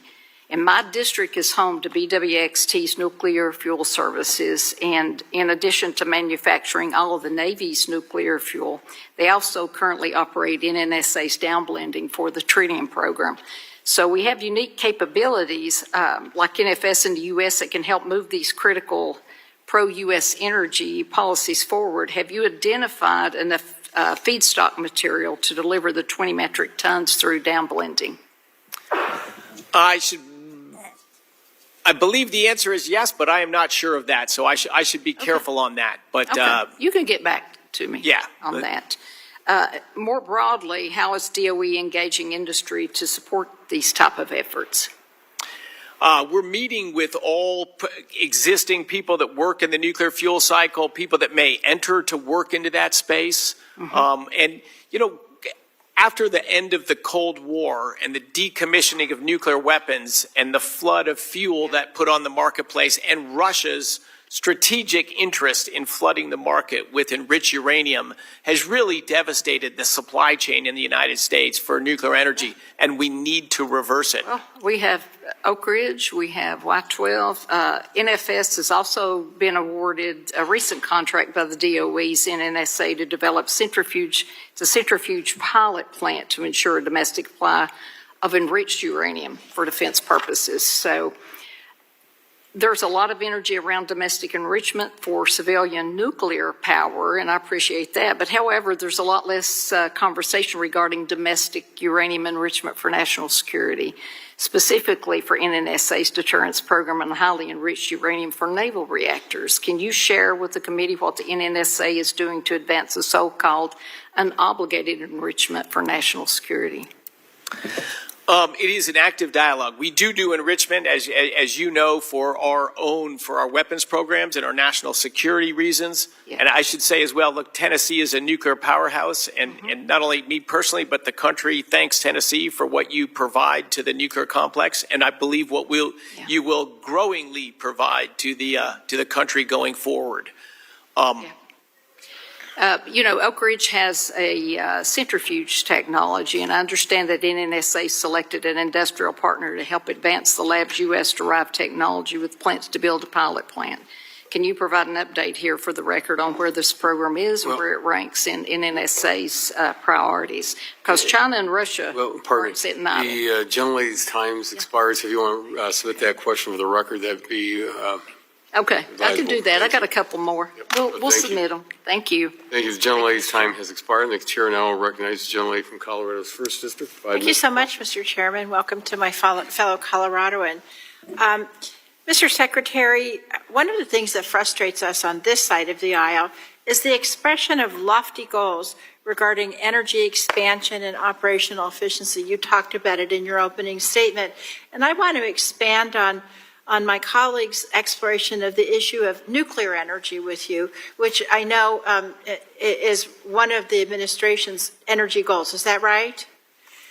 Yes, absolutely. And so just to let you know, last Congress, former Chair Jeff Duncan and I worked with the committee and the Senate to enact into law a bipartisan bill. I'm sure you know about it, the ADVANCE Act. It seeks to accelerate the deployment of nuclear energy technologies while ensuring the protection of public health and environment for future generations. I was really proud to be the co-sponsor of that. We had to do that bill because the NRC was already severely understaffed and over-leveraged. In 2022, the NRC had shrunk by 23% in just 6 years, and over a third of the agency personnel were eligible for retirement as recently as last year. So this was even before the Trump administration came in. So I want to talk about some of the cuts the administration is proposing in nuclear energy to the DOE, because what we're worried about, the NRC's already struggling, the DOE's cutting money. I don't see how we can achieve these lofty goals. So isn't it true the administration's budget would cut the Office of Nuclear Energy's funding by more than 20%? I believe it's a little bit less than 20%. It's actually about 24%. I may be in error, but Okay. I'll check that. But The budget also cuts the Advanced Reactors Demonstration Program funding by half. Is that correct? that program is phasing down. So Okay, yes. so yes. Since the beginning of the administration, DOE has lost over 20% of its staff due to terminating probationary employees and employees taking deferred resignations. Isn't that correct? Dominantly from deferred resignation. Yes, it's about 20%, correct? I don't have final numbers yet. Okay, I'll guarantee you it is. And finally, DOE is currently under a hiring freeze right now. Is that correct? That is correct. Okay. Now, so I want to talk about the administration's own stated goals for a minute. The president signed an executive order last month charging DOE with bringing 3 new reactors to criticality by July of 2026. That's just a little over a year. Is that correct? That is our goal. Absolutely. Okay, that was what the executive order said. Is that right? I don't have it in front of me, but we have an aggressive goal to ramp things up in many years. I will tell you that I never ask incorrect questions. I wish I was as flawless as you, but I'm not flawless, but I check my facts. Looking at all reactors built since 1950, are you aware that the average build time of those reactors was 8.1 years? And dramatically longer these days, but yes. Yes. Now, are you aware that the average application review process can take up to 5 years, and the commission phase typically takes 1 to 2 years? Yeah, I think you are correctly identifying some problems. Here's some good news. I have 1 minute and 16 seconds left, so I would like you to explain to this committee, given all the cuts that I just outlined, and given the personnel freezes, how the administration thinks that it is going to approve and bring online 3 new reactors to criticality by July next year. So number one, there are going to be demonstration reactors at the Idaho National Laboratory. These are commercial companies that have technology. So they're going to be demonstration, not actual energy producing reactors. That is correct. Okay, that's number one. Go ahead. And thank you for your leadership on the ADVANCE Act, by the way, Representative. You're welcome. And the work on nuclear, it's not directly tied to the number of people. The NRC has grown hugely over decades and didn't deliver approved reactors. So there's difference between throughput and number of people. I don't disagree with that, sir, which is one reason I did the ADVANCE Act. But if you're going to have a plan, even to put these 3 demonstration reactors up by next year, you have to have do you actually have a plan of how you're going to do that between now and then? And if so, I would like you to send it to me, seeing as my time is up. Yes, and will do. Thank you. I yield back. Thank you. The gentlelady's time has expired, and the chair now recognizes the gentleman from Texas 11th District for 5 minutes for questions. Secretary, good to see you. I never ask incorrect questions either. And the last secretary, I asked questions about how much energy we use, and she had no clue. So let's get big picture here. You have extreme expertise about how energy in this country works. I am worried about everybody who has testified here, especially those recently who have talked about data centers and the demand that we are going to see, rising demand for electricity consumption, and how we're going to keep up with manufacturing. Just big picture priorities that you have set out that will enable us as a country to set the conditions for private industry to meet that demand with adequate supply. I'd love to hear your thoughts. Yeah, look, as you know, over the years, we've created huge regulatory burdens on building infrastructure, on building pipelines, on building power plants, on building transmission lines. If you make it harder and harder and more expensive to do things, well, guess what? You get less of them. And that's what's happened in the United States. I heard a comment earlier that U.S. oil and natural gas production were at all-time highs in 2023, which was true, but that's because it's dominantly on private land and state land, and it's not on federal land. We've had huge federal obstruction efforts. They haven't been entirely effective on oil and gas that's produced on private lands and on state lands. But when you restrict the ability to build pipelines and grow the transportation, you ultimately restrict the growth of it. Power plants, with the Clean Power Plan, if you build a new power plant today, you have to have carbon capture and sequestration injected underground like 11 years from now. That's a technology we don't have at commercial scale, massively expensive. Parasitic load of maybe a third of the power plant has to go to that thing. People aren't going to invest money and build power plants with constrictions like that. There's a lot of reasons we haven't built as much new capacity as we should. And it's critical for this administration and this Congress that we work together to remove these obstacles and barriers that chill investment, because we need to lead in AI. We need to win in AI. We can lead and we can win in AI. But to do that, we need to get overly burdensome, truly not focused on environment regulations out of the way so capital will flow and things will be built. We need some simplification with permitting. We need to make FERC move more efficiently. But I will tell you, in this administration, and I know in this Congress, there are many people working tirelessly to achieve just that. So I'm optimistic, but yes, big changes need to be made.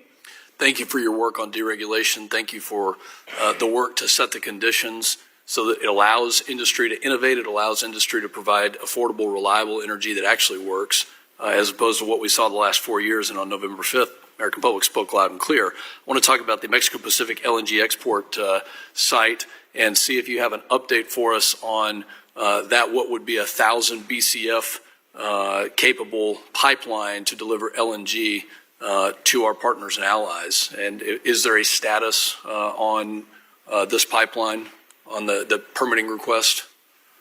Representative Pfluger, say that again. Which pipeline? The Mexico Pacific Saguaro Energia, and it basically goes from the Permian Basin to the west coast of the Pacific with about 1,000 BCF capability. I need to check into that, because that will not be just DOE on that. But I am aware of the project, and I need to check into that and get back to you on that. Thank you for that. And so I know there's been some questions on the SPR. Just how damaging was it to see 300 million barrels flow out, and for political expediency?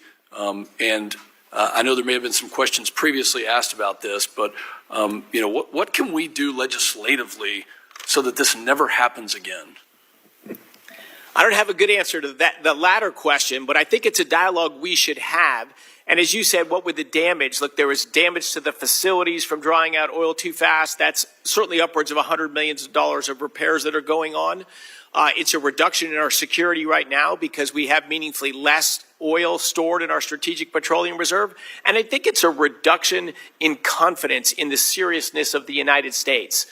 Strategic petroleum reserves are for strategic challenges that may arise in our future that we need to be prepared for, and to show that we're willing for political purposes to flush away nearly half of our strategic reserve for a short-term help in an election, presumably, I think hurts the credibility of the United States in how we view energy and how we view our strategic security.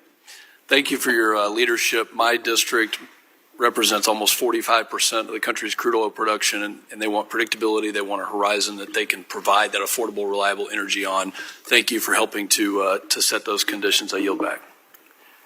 The gentleman's time has expired, and the chair now recognizes the gentlelady from California's 7th District. 5 minutes for questions. Thank you very much, Mr. Chairman, and thank you very much, Secretary Wright, for being here today. Now, strengthening American manufacturing and critical mineral supply chain are bipartisan priorities for this committee, and it's a top priority for this administration. Is that correct? Yes? I didn't hear everything you said, but reshoring manufacturing to this country is absolutely a top priority. All right. Great. Now, the 45X Advanced Manufacturing Tax Credit is crucial for onshoring battery and critical mineral supply chains. Do you agree? Yes? You have to think about it? Yeah, these are more complicated. Reshoring manufacturing will not dominantly be about tax credits or tax policy. It's more about regulatory environment is a much bigger factor, but it could be helpful in that. Yes, okay. Now, the lithium mining company, Ioneer, which has received a nearly $1 billion loan from the Department of Energy, has said that repealing the advanced manufacturing credit would have a, quote, very direct impact. The chairman of Ford Motor Company has said, quote, we have built the business case around that. If it goes away, it puts in peril the plant and the jobs. So why did the House Republicans just pass a bill to kill the advanced manufacturing credit? Battery and critical minerals industry groups have called the new restrictions in Republicans' big ugly bill, quote, nearly impossible and effectively a repeal.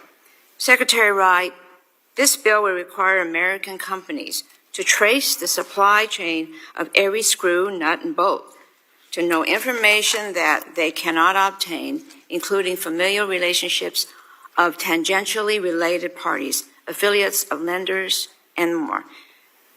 Secretary Wright, you ran several companies. Do you seriously believe you could meet these requirements? I think if you want to resource the manufacturing sector of the United States, you don't want companies that are just pass-through entities for products from abroad. So it's a sticky subject, but I don't think it's black and white. Well, okay, let's talk about, can Liberty Energy meet these requirements? I believe. Do you have documentation that you have met these requirements or can meet these requirements? Well, at Liberty Energy, we certainly were not involved with government subsidies of any kind, but I don't have a specific answer to your question. Okay. Now, I'll just say this is a repeal, and it threatens hundreds of billions of dollars and tens of thousands of jobs in American manufacturing. If President truly believes about American manufacturing, I urge you to pick up the phone and stop the Senate from repealing this credit. Now, I want to turn to another priority I think we can agree on.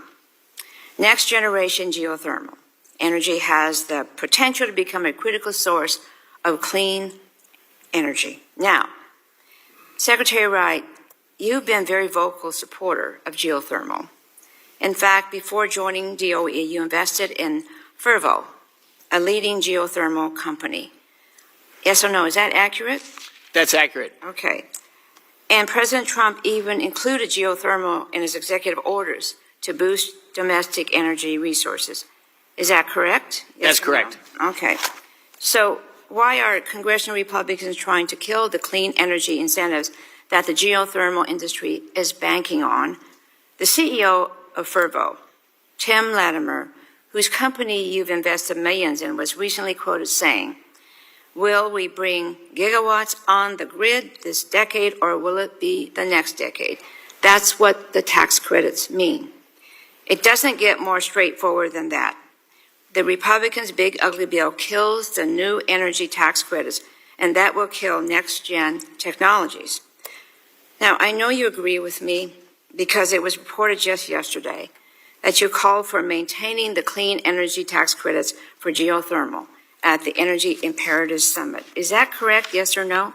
That is correct. I think geothermal should be included with nuclear as emerging, reliable, dispatchable energy sources for those credits, yes. So will you pick up the phone and push congressional Republicans to maintain the energy tax credits for geothermal? I have been doing just that. Okay, thank you very much. And I would just have to say that, you know, the majority of new energy in the United States is renewable energy. And I think if we're serious about meeting the load growth from AI, then you need renewable energy. And I realize I'm running out of time, and I... Thank you very much. The gentlelady's time has expired and yields back, and the chair now recognizes the gentlelady from Iowa's 1st District for 5 minutes for questions. Thank you, Chairman Latta and Ranking Member Castor, for holding this important hearing on the fiscal year 2026 Department of Energy budget. Secretary Wright, I appreciate your leadership as we work to restore American energy dominance and ensure our nation's energy security. Unlike the last 4 years of the previous administration, where we were in energy subtraction mode, we are now in energy addition mode. And the President's budget reflects the important priorities spurring critical investments in our national security that I strongly support. We face unprecedented growth in electricity demand, driven largely by AI, data centers, and advanced manufacturing, and we must ensure that the DOE's programs support a diverse and resilient energy portfolio that maintains reliability and affordability while fostering innovation. And Iowa is one of those states that is an energy addition.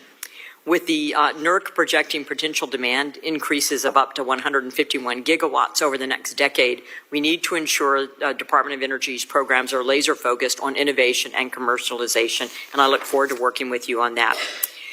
Secretary Wright, you're requesting $750 million in new credit subsidy while cutting administrative expenses in half. The program currently has 122 applications totaling $216.7 billion in requested funding.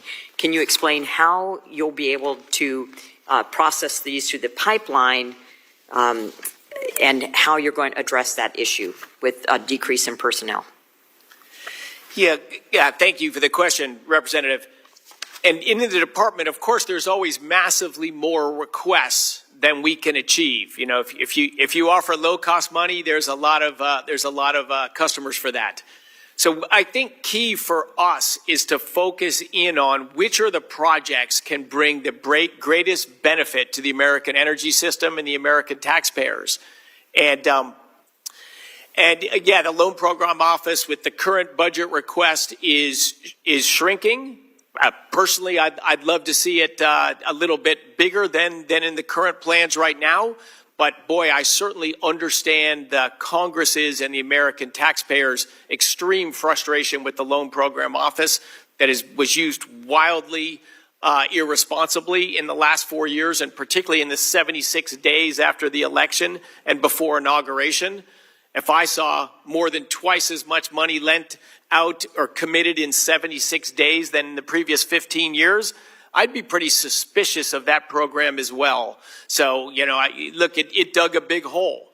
And my goal is to keep it alive and try to have some scale in it. So next generation nuclear, some critical mineral stuff, potentially even geothermal. If there are businesses that can be and will be long-term commercial businesses, but need a little help to get industry started again, and it's credit-worthy borrowers, and there's meaningful equity money behind it, I think there's some good uses for the Loan Program Office, but careful and judicial and nothing like we saw in the last 4 years. And you answered my follow-up question, and I have quite a number of questions I want to try to get to. The Bioenergy Technologies Program is reduced from $275 million to $70 million. Given the importance of sustainable aviation fuel to both our energy independence and aviation sector, what's your strategy for advancing SAP development and deployment, and how will you ensure we don't fall behind other nations in this critical technology? Yeah, I think the key area there is the last word you just said there, Representative, technology. We need to keep so what we want to support in the department is technology advancement. Biofuels in general are challenging just because the energy density that arises from the sun is not that high. It takes a lot of land to produce meaningful amounts of energy. But the more we can get that technology better and better, we can increase the energy density and grow the future runway for biofuels. So we want to focus on driving technology forward and less on sort of corporate subsidies to existing technologies. And then I'm going to ask this question and then submit another one for the record on ARPA-E. But, and you can address this question in writing to us. But as we work to meet the rising electricity demand and modernize the grid, one cost-effective solution is reconductoring existing transmission and distribution lines with advanced conductors that increase capacity without requiring new rights-of-way. I know I'm running out of time, but if you could address for us in writing how the department is willing to consider or incentivize reconductoring efforts, particularly in ways that enhance system performance and efficiency while keeping electricity reliable and affordable for consumers. I would appreciate that, especially as MISO is my grid, and had the previous administration been listening to grid operators as suggested by the ranking member, we would have been increasing energy production and generation the past 4 years instead of subtracting. And reconductoring is a great solution, so I'm with you. The gentlelady's time has expired, and the chair now recognizes the gentleman from New York's 20th District for 5 minutes for questions. Thank you, Mr. Chair, and welcome, and thank you, Secretary Wright. Secretary Wright, like many members, before coming to Congress, I served in state government, including time at New York's State Energy Office, so I'd like to try to understand the role you envision DOE playing to support its state partners with what I hope are yes or no questions. Do you believe states have a responsibility in supporting energy emergency planning? Yes, I do. And what about cybersecurity? We cooperate with all authorities we can in cybersecurity, whether it's utilities, businesses, yeah, including states. And what about providing technical analyses for Public Utility Commission proceedings? Yeah, clearly states play central roles in utility evaluations. Thank you. And what about addressing energy affordability challenges? I think that's a legitimate area for states to work in, absolutely. Sure. So these are just a few examples of activities that both red and blue states are already working on, and they rely on state energy program funding to support their work. The President's budget request zeroes out the Office of State and Community Energy Programs, which includes the State Energy Program, and proposes rescinding some $47 million in SEP funds from the bipartisan infrastructure law. How does the administration reconcile the need for states to do this important energy work while also eliminating funds that enable it? Well, obviously, there's multiple ways to fund state energy offices, and the most logical way is by the state government. So whether there's a federal government role in funding state energy offices, I think it's pretty legitimate to say it shouldn't be funded by the federal government. It should be funded by the states. Well, I met with the governor yesterday, a Democratic governor, so we cooperate with states no matter what. Funding of state energy offices, it's probably better left to states. Well, you know, there's talk already about adding on the cost of Medicaid to states, asking them to have skin in the game for nutrition assistance programs, having them enable EPA activities. The list goes on. And so this is piling up a lot on the states, and I don't know if it's realistic. But putting aside 2026 funding, I've heard concerns about DOE staff reductions, particularly the Golden Field Office having lost one half of its workforce, that are essentially stopping state energy program grant review processes. Many states are currently waiting for approval for their next allocation of previously appropriated funds. Can you give us some insights, sir, into what's going on in SCEP and whether you are committed to getting previously appropriated funds allocated to states in a timely manner so that they can continue the type of work that we've previously discussed here? Well, I think the main funding out of SCEP is done on an annual basis, and those are usually, I think, delivered in July, and we are working towards that goal, and I think we'll make that goal or be very close to it. So I don't think you'll see a huge disruption there. I hope so. And I know many members and President Trump have expressed concerns about rising energy costs. DOE has a critical role in promoting energy affordability, especially through energy efficiency, which is often the most cost-effective option to lower utility bills. In May, DOE claimed to be saving Americans $11 billion through the elimination or reduction of some 47 rules, including numerous energy efficiency standards. But according to DOE's own analysis, just 12 efficiency standards would save more than $54 billion, which is nearly 5 times as much in utility bill costs. Therefore, people would see their net costs increase by some $43 billion.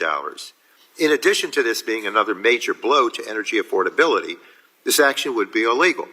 Secretary Wright, the law forbids weakening energy efficiency standards once they are finalized. Are you aware of that provision? I'm sorry, Representative, repeat the last sentence. Yeah, the law forbids weakening energy efficiency standards once they are finalized? Well, I can assure you we are following the law and Okay. very carefully reviewing these things, but we think that consumers should choose the trade-offs they want to make and not the government, making people buy more expensive, Right. less effective appliances. But back to those energy efficiency standards, I'm citing Section 342 of the Energy Policy and Conservation Act. And in 2004, a federal appeals court ruled that DOE could not weaken efficiency standards once they are finalized. So, Secretary, are you aware of that ruling? I can assure you that the legal team at the Department of Energy that's heading up these efforts is aware of these laws and being very careful to comply with the laws while at the same time restoring choice and freedom to American people. Right. This attack on energy efficiency standards is not only harmful to Americans, I believe it's illegal. So, Mr. Secretary, I hope you reconsider this action.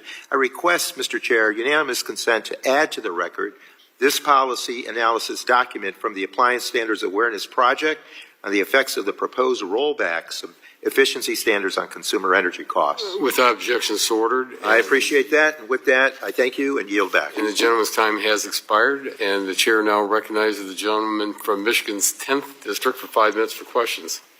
Thank you, Mr. Chairman. Thank you, Secretary Wright, for being here and for the hard work that you and the Trump administration are doing to advance an America First energy agenda. Republicans are advancing an all of the above approach to ensure that we remain global energy leaders, and I like what you said, all sources that actually work in reality. Mr. Secretary, I'm extremely encouraged by your agenda. I look forward to working with you and your team to ensure that we're prepared to meet the moment and continue to excel in global energy production. So I'm just going to jump right to the questions because your time is very precious. In 2024, NERC's long-term reliability assessment, they stated that the greatest threat to our power grid is our shift to intermittent resources and premature retirements of thermal generation. NERC's 2024 long-term reliability assessment also projected that the Mid-Continent Independent System Operator, MISO, which covers my district and in Michigan, will experience a 4.7 gigawatt shortfall by 2028 if current expected generator retirements occur. In your discussions with MISO, have they discussed how any current state net zero policies have contributed to current cost increases to consumers and expected power shortfalls in the future? Absolutely, Representative. Thank you for the question. And look, many people at DOE have been in dialogues with NERC and with MISO about these issues. But I think you hit the nail on the head. Like, what do we want? We want to reshore manufacturing to Michigan. We want to bring data centers to Michigan. We need to grow the supply of affordable, reliable electricity in Michigan, and closing plants, the coal plant, for example, with 15 years left in its average lifetime, get closed for political reasons, closed to show, virtue signaling we're going to move away from coal. That's not in the best interest of Michigan ratepayers and Michigan citizens. And but yes, utilities get bullied and influenced by state politicians and national politicians that have political agendas around energy that are often not aligned with ratepayers and citizens in those districts. So premature closures in the past have greatly increased the likelihood that ratepayers will pay higher. Thank you for that. Yes. I've heard back you were mentioning the J.H. Campbell coal plant in southwest Michigan. Can you please walk me through the administration's reasoning for this order, the emergency order? Could you articulate the reasoning for that? Yes, and again, along the lines you just discussed, MISO, where in the system operator in which this plant exists in the Midwest, is the lowest reserve margin we have, meaning the greatest risk of blackout.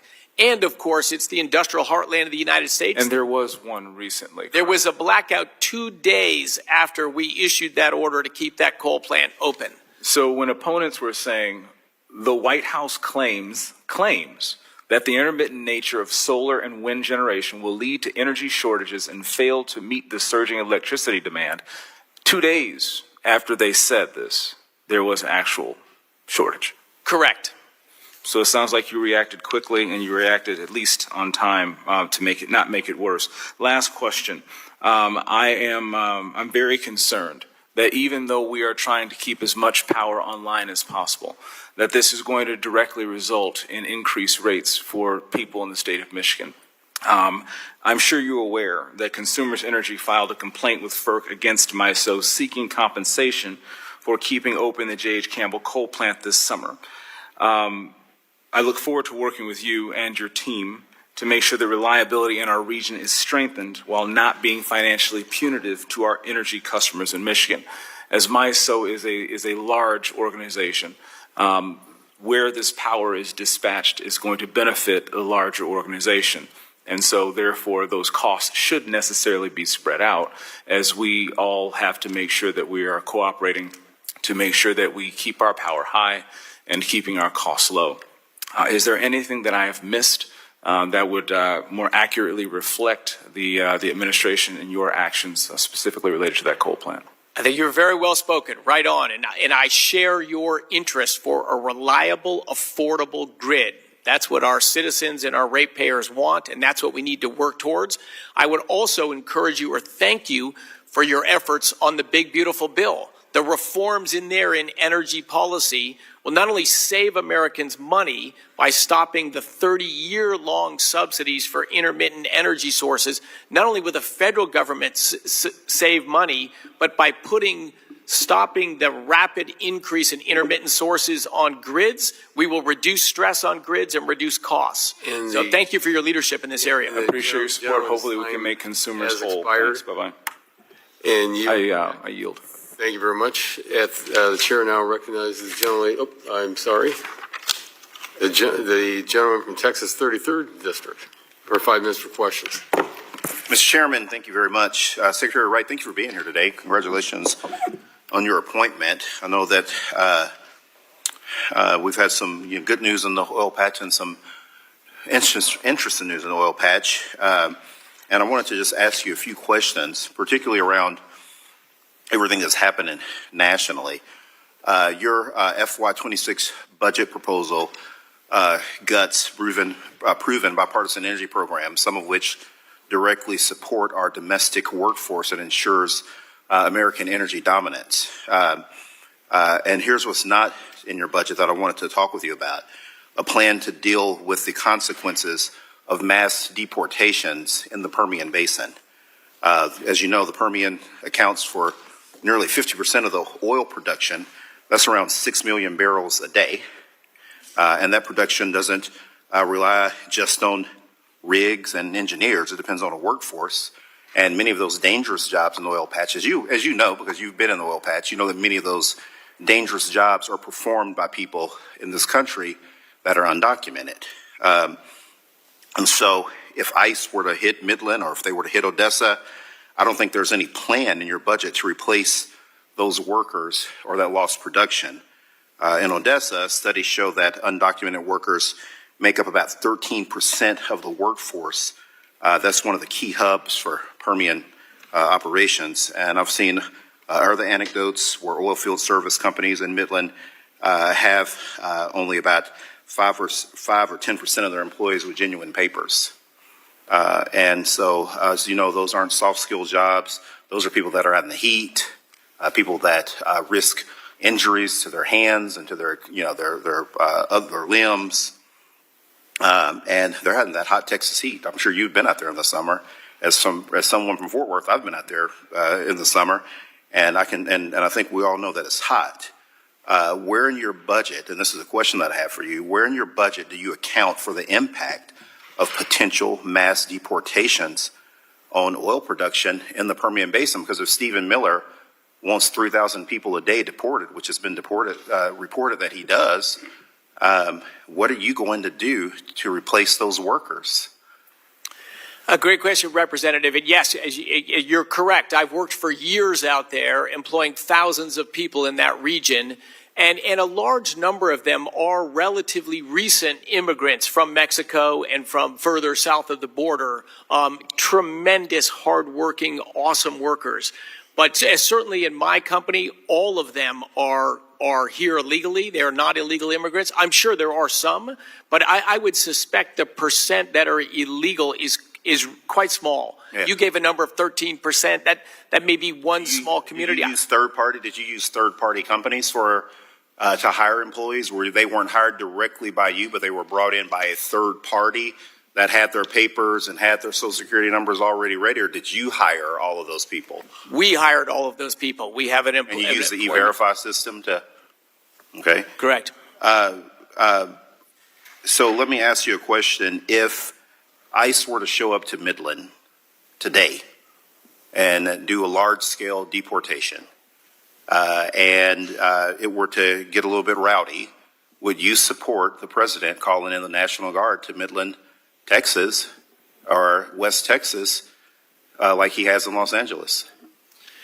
Look, in due respect to all the great immigrant workers that work in that region and work across our country, you need to respect the difference between those that came here illegally and those that are here illegally. What about the people that are going to have their TPS status revoked? A lot of them probably work in the oil patch. I mean, you hear the stories, and you can go down to the oil patch and see it. For anybody that hadn't been down to Texas on the Democratic side or the Republican side, they can go down to the oil patch and see for themselves. What about the people, the TPS people that are going to have their status revoked? That could be very disruptive to the oil patch. Yeah, the workforce in America is critical, and a lot of the workforce in the United States are immigrants from overseas, and they are awesome contributors to our society. I think the line is just between who's here legally and who's here illegally. Let me ask you another question. Is it easier to drill, baby, drill with no employees, or is it easier to drill, baby, drill having to go around, let's say, EPA regulations? Wait, the first having to... Is it easier is it easier to drill for oil with no employees, or is it easier to drill for oil having to work around a few EPA regulations? I would think it'd be harder to drill for oil without any employees. You definitely need employees to drill for oil, absolutely. Yeah, okay. Thank you. Thank you, Mr. Chairman. I yield back. Thank you very much. The gentleman's time has expired, and the chair now recognizes the gentleman from Texas 12th District for 5 minutes for questions. Oh, I'm sorry. I didn't see the gentleman from Colorado or Oregon in front of me, but the gentleman from Oregon is recognized for 5 minutes. I'm sorry. Thank you, Mr. Chair. Mr. Secretary, thank you for being here. So I am from Oregon, and the Columbia River runs across the north side of it. And, of course, we have all these dams that generate, I think the nameplate is around 36,000 megawatts, and the continuous about 16,000 megawatts. So it's obviously hugely important. It happens that the Biden administration entered into a non-binding MOU with tribal and pro breach of certain of those dams for using ratepayer dollars to ostensibly create solar and other intermittent sources to offset the reduction in generating capacity that would occur when the 4 lower Snake River dams were breached. I obviously oppose that. I held a hearing up in Washington State as chair of the Water Subcommittee on Natural Resources. We had 400 people show up that were adamantly opposed to dam breaching, and we went through all of the obvious justifications for keeping those dams. I believe the MOU is still in place, and I'm hoping that the department will put an end to it and say, look, we're not going to spend money in replacing ostensibly the power generated by these dams with solar or otherwise. Have you been brought current on this situation? Absolutely, Representative. We are working that issue and have been working that issue for several weeks now. I agree with you entirely. Those are great projects that were built decades ago in our country, and generations have benefited from that hydropower, which you can ramp it up when we need more power and you can ramp it down when we don't need it.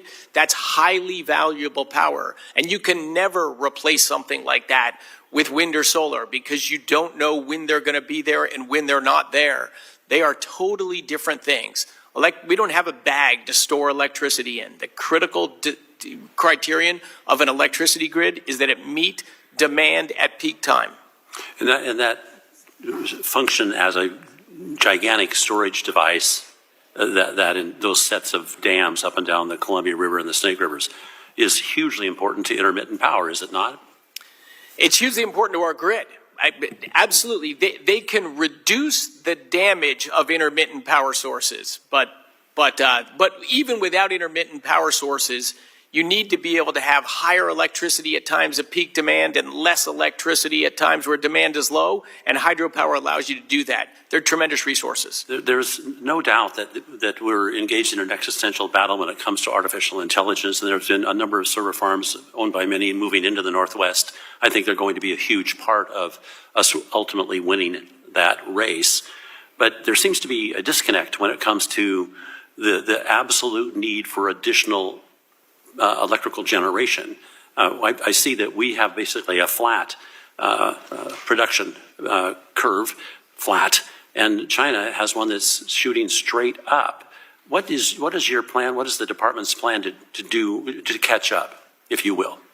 We need to pivot the direction we've been on in this country. You know, again, during the last 4 years, we spent tens of billions of dollars to do two things: to subsidize the installation of intermittent sources.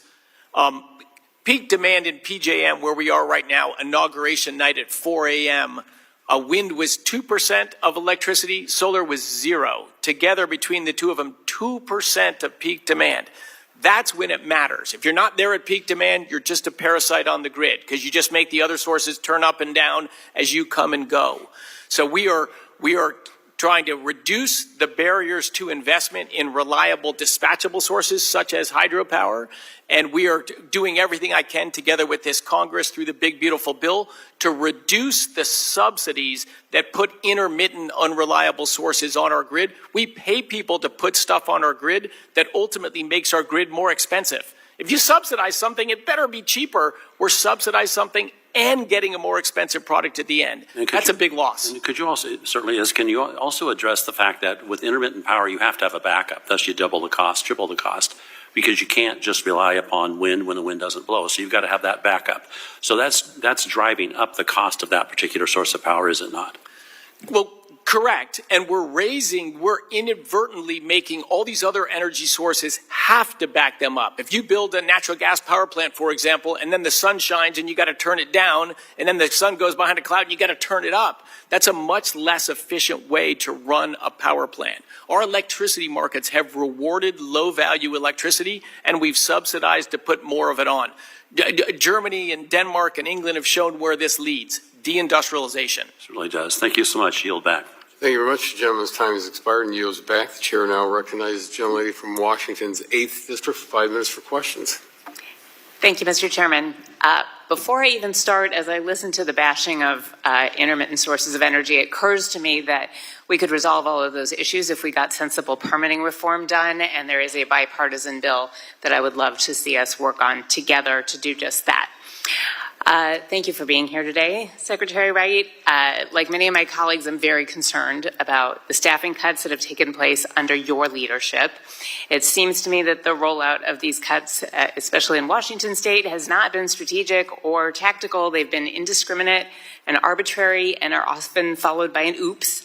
And you know better than anyone that Department of Energy employees are some of the most educated, nimble, strategic federal workers and really have irreplaceable expertise.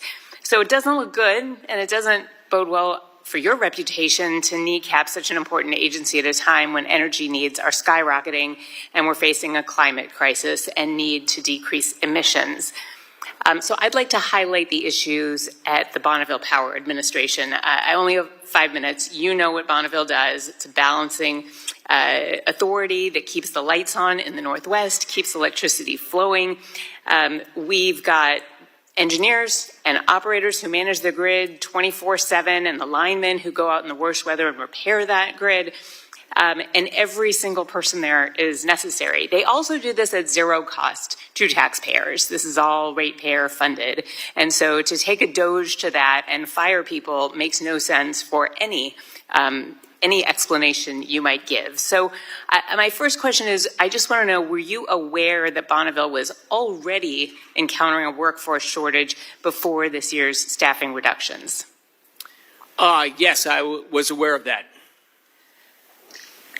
So if you were aware of that and you were aware of the fact that it would not save taxpayer dollars, why did you do this? Why did you offer early retirements and then do it again and fire probationary employees only to then realize that you already knew that we needed those employees? Like, what was your thinking there? First of all, for clarification, that the head count at Bonneville Power Administration, which is a fantastic agency, I met with them last week, and we're discussing exactly how to address their long-term problem of people. They were well understaffed at the start of this administration. Their head count is not meaningfully different today from what it was when I arrived. And in fact, what I'm working with them right now is how we can grow the number of linemen at Bonneville Power to assure safe delivery of reliable power there. So I also talk with Administrator Hairston on a regular basis. And of course, one of the things they were talking about was raising salaries to compete with the private market. And the other is, of course, I think you were just lucky that you can do this oops, people take the retirement, and then they actually choose to come back. We could have been in a much different situation, and private energy companies were pursuing these very skilled workers. I just want to know, can I have a commitment from you that you will freeze, that you will lift the hiring freeze, make sure we hire more, and work with Administrator Hairston to make sure that Bonneville is fully staffed? I absolutely are working with the administration right there. I do think we need to hire some linemen at Bonneville Power Administration, and I will work to get that done. Just to be clear, we need linemen. We also need the next, the next generation of engineers who will balance this. And so I really need a commitment that it will be linemen and others who will build and hold the expertise that we really depend on to keep the lights on at Bonneville. We will work with Bonneville on that to navigate through these times and keep that agency staffed and delivering high quality service. It's important. Thank you. I only have 37 seconds left, so I'm going to mostly make a point here.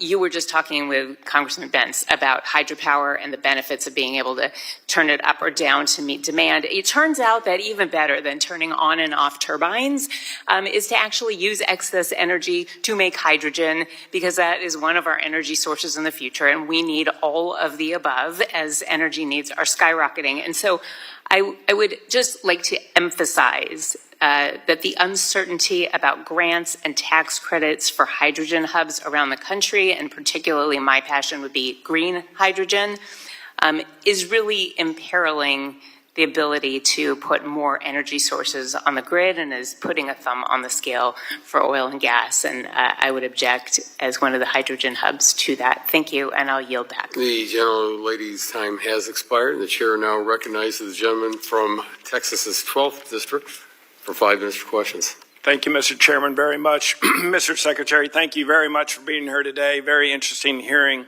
I agree with Mr. Vesey that the men and women out in West Texas are a very important part, not only to the people of Texas, people of the United States, but people around the world in supplying energy.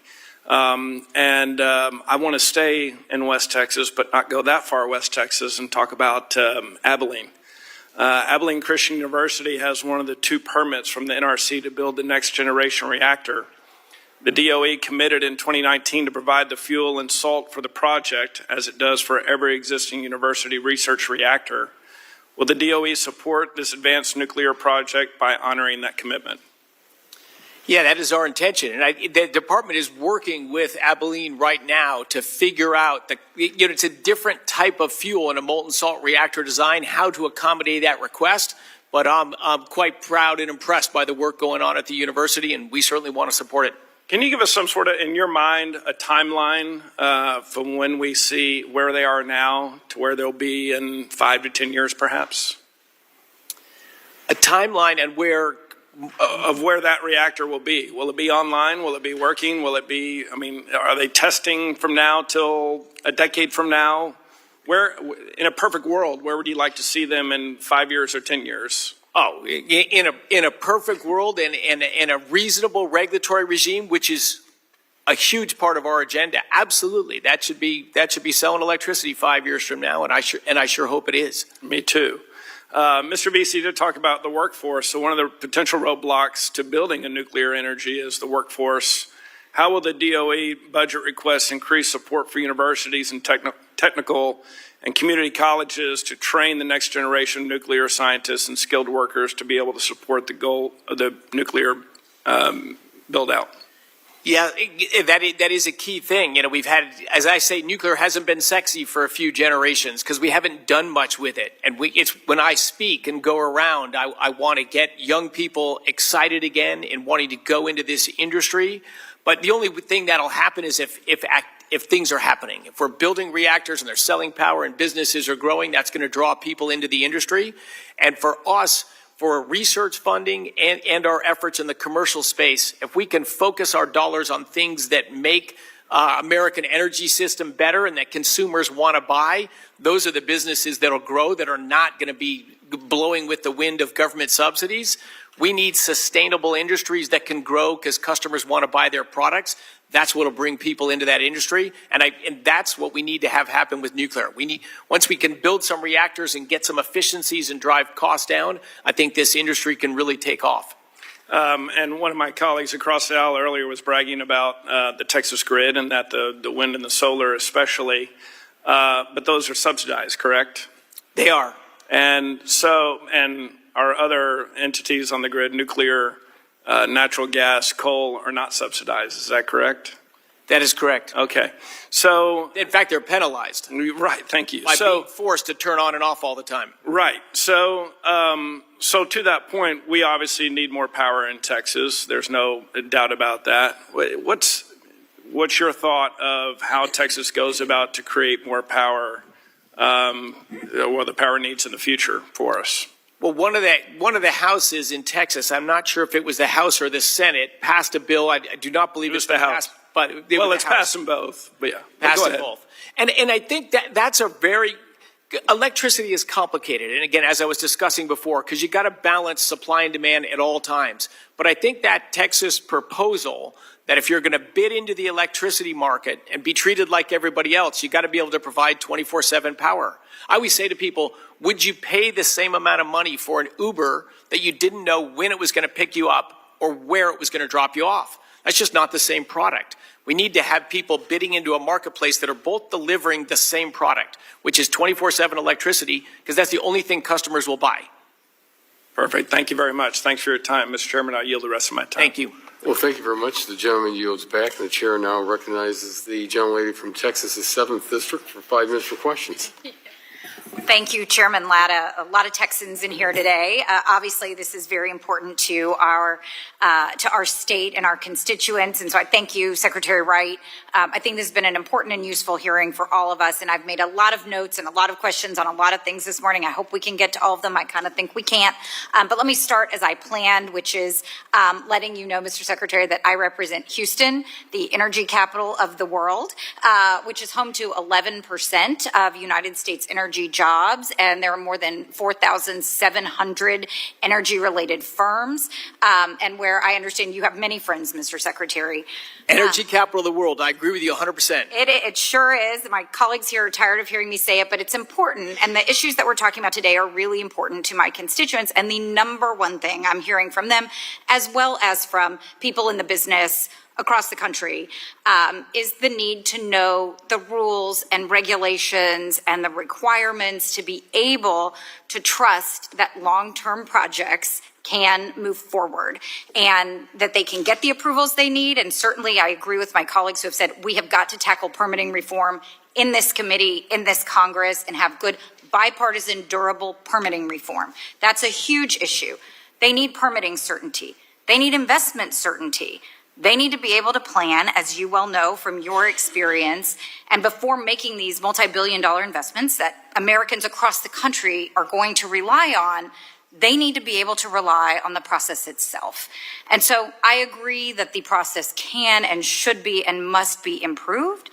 But what we're seeing right now is really a destruction of the process across the board, a destruction of the legislative process, a destruction of the administrative process, and it's causing chaos that's going to continue for years to come. And so in response to a question from Mr. Latta earlier this morning, you said the administration is focused on bringing in private capital and that that's an important part of your work. But this environment is not conducive to investment for private capital. And we're seeing the rescission of government capital that's been green-lighted in the past to move some of these projects forward. And they're not crazy ideas, and they're not firms you've never heard of. The announcements that my colleagues have already talked about from the demonstration programs have been cut. In my area, they're grants to ExxonMobil and other household names that are doing this important research. And so I think that this environment isn't conducive to that investment is the overwhelming and resounding message that's coming from my district. So I really want to share that with you because I think working outside the legislative process isn't going to help solve some of the problems that are most on their minds. And so I think it's really important. And one of the first notes I made when you were talking earlier this morning is that America doesn't back down from big challenges, right? I wrote that down too. To tackle big challenges, we need big ideas. And that's where DOE comes in. That's where we are able to do the research at the labs and to do things to really scale some of these ideas. And we've seen it. I know a couple of years ago we spent a lot of time talking about carbon capture. Certainly we know that that's been something that industry's used, for decades and decades, doing EOR and other things. And that has great promising ability to help us address the emissions challenges that we have. And yet, we need to use the resources that we have at DOE to try to address some of these challenges. And so I hope that we won't see your budget cut some of the important and innovative research. And I do have a specific question on research coming from the budget that I want to ask you, but it ties into something else you said earlier today. You mentioned the impact of Winter Storm Uri in Texas in 2021, and we really can't understate what a tragedy that was. I lived through it in my home in Houston, but not that far away from where I live. A little boy froze to death in his bed when the heat went off. That's what we're talking about when we talk about the importance of these issues. And from your testimony, it seems to me like you might not know that FERC found that 87% of the unplanned generation outages were because of fuel issues related to natural gas, not renewables. So I just want to make sure you know that. I'm happy to share that with your team. And I don't want to confuse you. I'm the co-chair of the Natural Gas Caucus here. I fully believe in the importance of that. But these issues are life and death issues for our constituents. And so I want to note that your budget for fiscal year 2026 includes a 50% cut to the National Natural Gas Infrastructure and Hydrogen Technologies Program within the Office of Fossil Energy. And I want to know if that includes weatherization research and development. And because I've spent the whole 5 minutes talking, I'm going to have to ask you to reply for the record with the answer of what those cuts are. But this weatherization technology across the spectrum is just critically important. And so I hope you can answer that for me. Thank you very much. So much, Chairman Latta. I yield back. The chair now recognizes the gentlelady from North Dakota for 5 minutes for questions. Well, good afternoon now, I think officially, Secretary Wright. So great to see you here. I still remember meeting with you in Bismarck, North Dakota a couple years ago, and your very inspiring comments there. So great to have you out here in this role, and I really very much appreciate your work to both provide the right signals to the markets to make sure that we're incentivizing things correctly and to make sure that we're really trying to let the energy industry develop on its own without putting our fingers too heavily on the levers ourselves. So thank you, and I want to support you in those efforts. I want to talk a little bit about the reliability issues.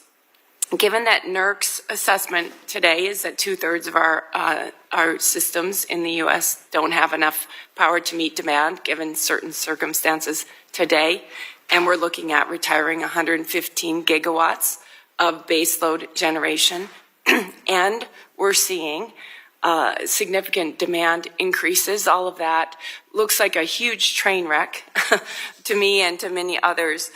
So today I introduced a bill. It's called the Baseload Reliability Act, and it will give DOE, FERC, tools and the grid operators tools to help slow down the retirements, at least in time, for a new baseload or dispatchable resources to be brought on that is kind of equal in nature and how it responds to the grid. So I want to invite your look at that and your support in that. And one of the things that we need to do and be doing is actively tracking where those planned retirements are and how they might impact the grid. And I just wanted to ask, is that something that your office is already doing and working on?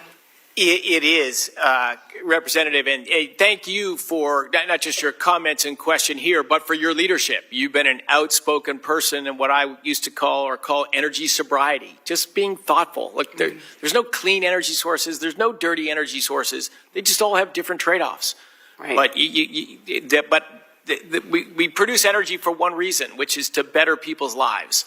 So having a reliable grid that's as affordable as possible and that can grow so we can bring industry and more job opportunities to our states and communities is just critical for doing that. And so, yes, it is a thing we're doing right now because we now are seeing significant demand growth signals. People want to build data centers. I've met with every one of the hyperscalers and a whole bunch of people that want to bring industrial factories and plants back to the United States. I think it's awesome. It's awesome for our country. It's awesome for blue-collar workers. It's something I really want to see happen, but that is their biggest worry. Hey, if we come here, how am I going to navigate through FERC or whatever to be able to build a power plant? How am I going to know I have reliable, affordable power? It's going to take me, $10 billion to build my plant. It's going to run for 40 years. I want to know how I can get confidence in the energy thoughtfulness of the United States and that price. And so when people want, tens of gigawatts of more power and we're shutting down facilities with decades left on their lifetime, that doesn't look so thoughtful. So yes, we have a team in our Office of Electricity that's looking at grid reserve margins across the different areas of the country, and we're looking at planned retirements, and then we're going to try to proactively engage with all of them of why is this asset retiring? Does it make sense? Is there a better plan here? And if it is retiring, what's going to replace it? That's equally dispatchable and firm reliable and won't add to the cost of the grid or either increase the cost or reduce the reliability of the grid. Good. My bill would bake what you're doing into law and basically require it so that before anybody could retire a unit in one of the regions that have an elevated reliability risk, they would have to prove that it's being replaced in advance by equally reliable power. And then if it isn't, then they would give you and FERC tools to require that they run and some financial support to help cover those costs so it doesn't fall on the ratepayers. And I view this as being this might be a 5-year thing. This might not be forever, but right now we're behind. So let's stop retiring. Let's make sure we're bringing new resources on as quickly as possible. I stand with my colleagues across the aisle to work on permitting reform to bring things up as quickly as possible. But meanwhile, we need to keep what we have. That should not be a partisan statement. Thank you for your leadership there. Oh my goodness, I'm already out of time. Forward to working with you.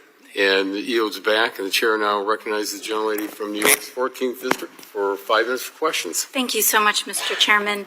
Before I dive into my questions, I just wanted to clarify some of the exchanges that happened recently. First and foremost, there was kind of an insinuation that after confirming that solar and renewable energies receive public subsidy, there was a little bit in the exchange that folks may have insinuated or taken from it that fossil fuels do not receive public subsidy. That's not what you're saying, right? Correct? Mr. Secretary? Nowhere near of the same magnitude. And there's controversy about how to count them. I would say no meaningful subsidies today for oil and gas in the United States. Okay, I think you're right in that there's a disagreement in that. Because I think what most people consider a subsidy is public use, public resources going to an industry or corporation. And in 2022 alone, we're looking at $10 to $52 billion in direct subsidies, anywhere between, again, depending on how you count it, $1.5 to $7 trillion globally in the fossil fuel industry receiving subsidy, in addition to tax breaks, in addition to also public lands. I was the chair of the Energy and Mineral, ranking member of the Chair and Energy Mineral Resources Subcommittee on Natural Resource, and public lands alone that we had leased for pennies on the dollar for oil companies to drill on. I think those would be considered subsidies, but there may be a difference of opinion there. Additionally, the other thing that I wanted to clear up as well is this exchange previously on the immigrant workforce for many of the oil fields and the industry. You stated that there's a difference between quote unquote illegal immigration and legal immigration. But what is your stance on the ending of legal status for immigrants in the United States who are here documented? The devil's in the details, so I don't know enough about the issue you're raising to give a comment. I'm very passionate about immigration and all that, but I'm not sure exactly the question you're asking.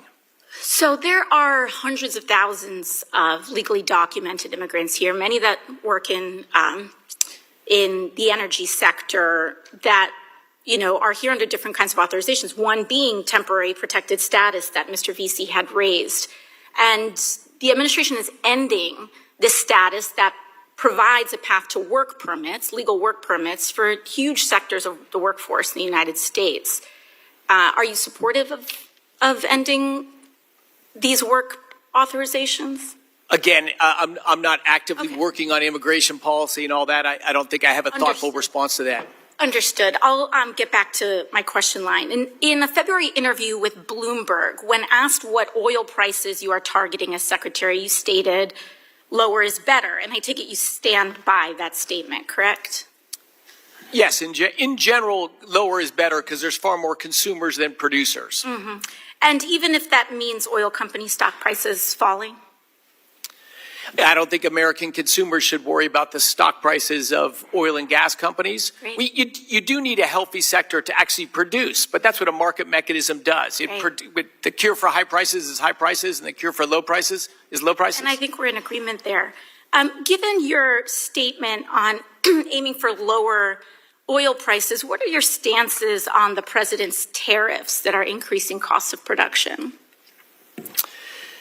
There's lots of impacts, and there's lots of things that impact the cost of production. Most of what the president is doing is going to meaningfully lower the cost of production. But his agenda to try to reshore heavy industry manufacturing in the United States, I think it's good for the country in the long run. Thank you. I'd like to reclaim my time. You know, there are several, there's an industry-wide consensus here. There has also been a survey in March of oil and gas companies by the Dallas Fed, which were littered about complaints around uncertainty.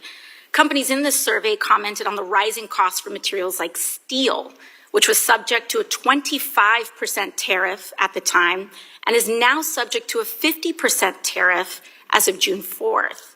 Steel is obviously a very important input in oil and gas production and energy production writ large.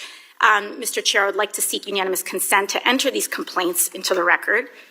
Without objection, so ordered. Thank you.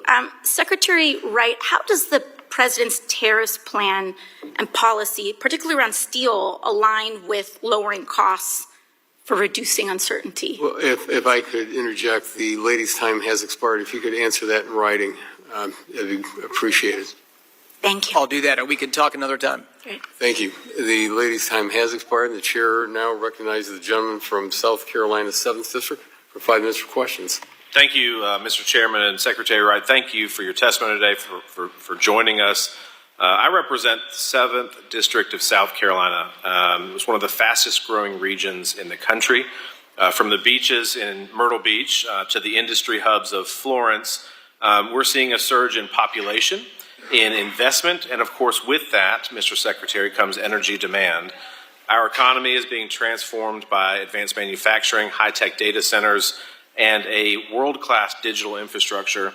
And thankfully, South Carolina is leading by example. Over half of our electricity is generated by nuclear energy, which is clean, reliable, stable, is resilient. We're home to facilities like the Robinson plant in the district, which represents enormous potential for large-scale nuclear reactor development.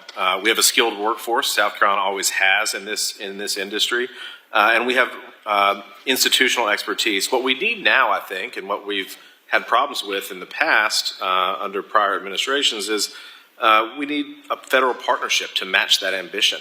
I think we've heard on the Oversight Committee last year the delays with the DOE under Secretary Granholm about how the problems that they were facing, and that they at least were envisioning ways that they could cut through the red tape and make sure that we could plug in nuclear power in an affordable way in this country. As you're aware, South Carolina is a leader in that national, or the nuclear energy, certainly with the Robinson plant and several others.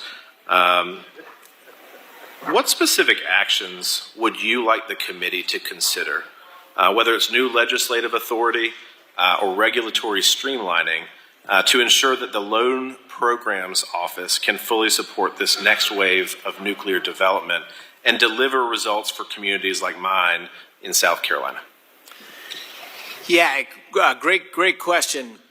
The nuclear power industry has been hampered by, a growing regulatory burden.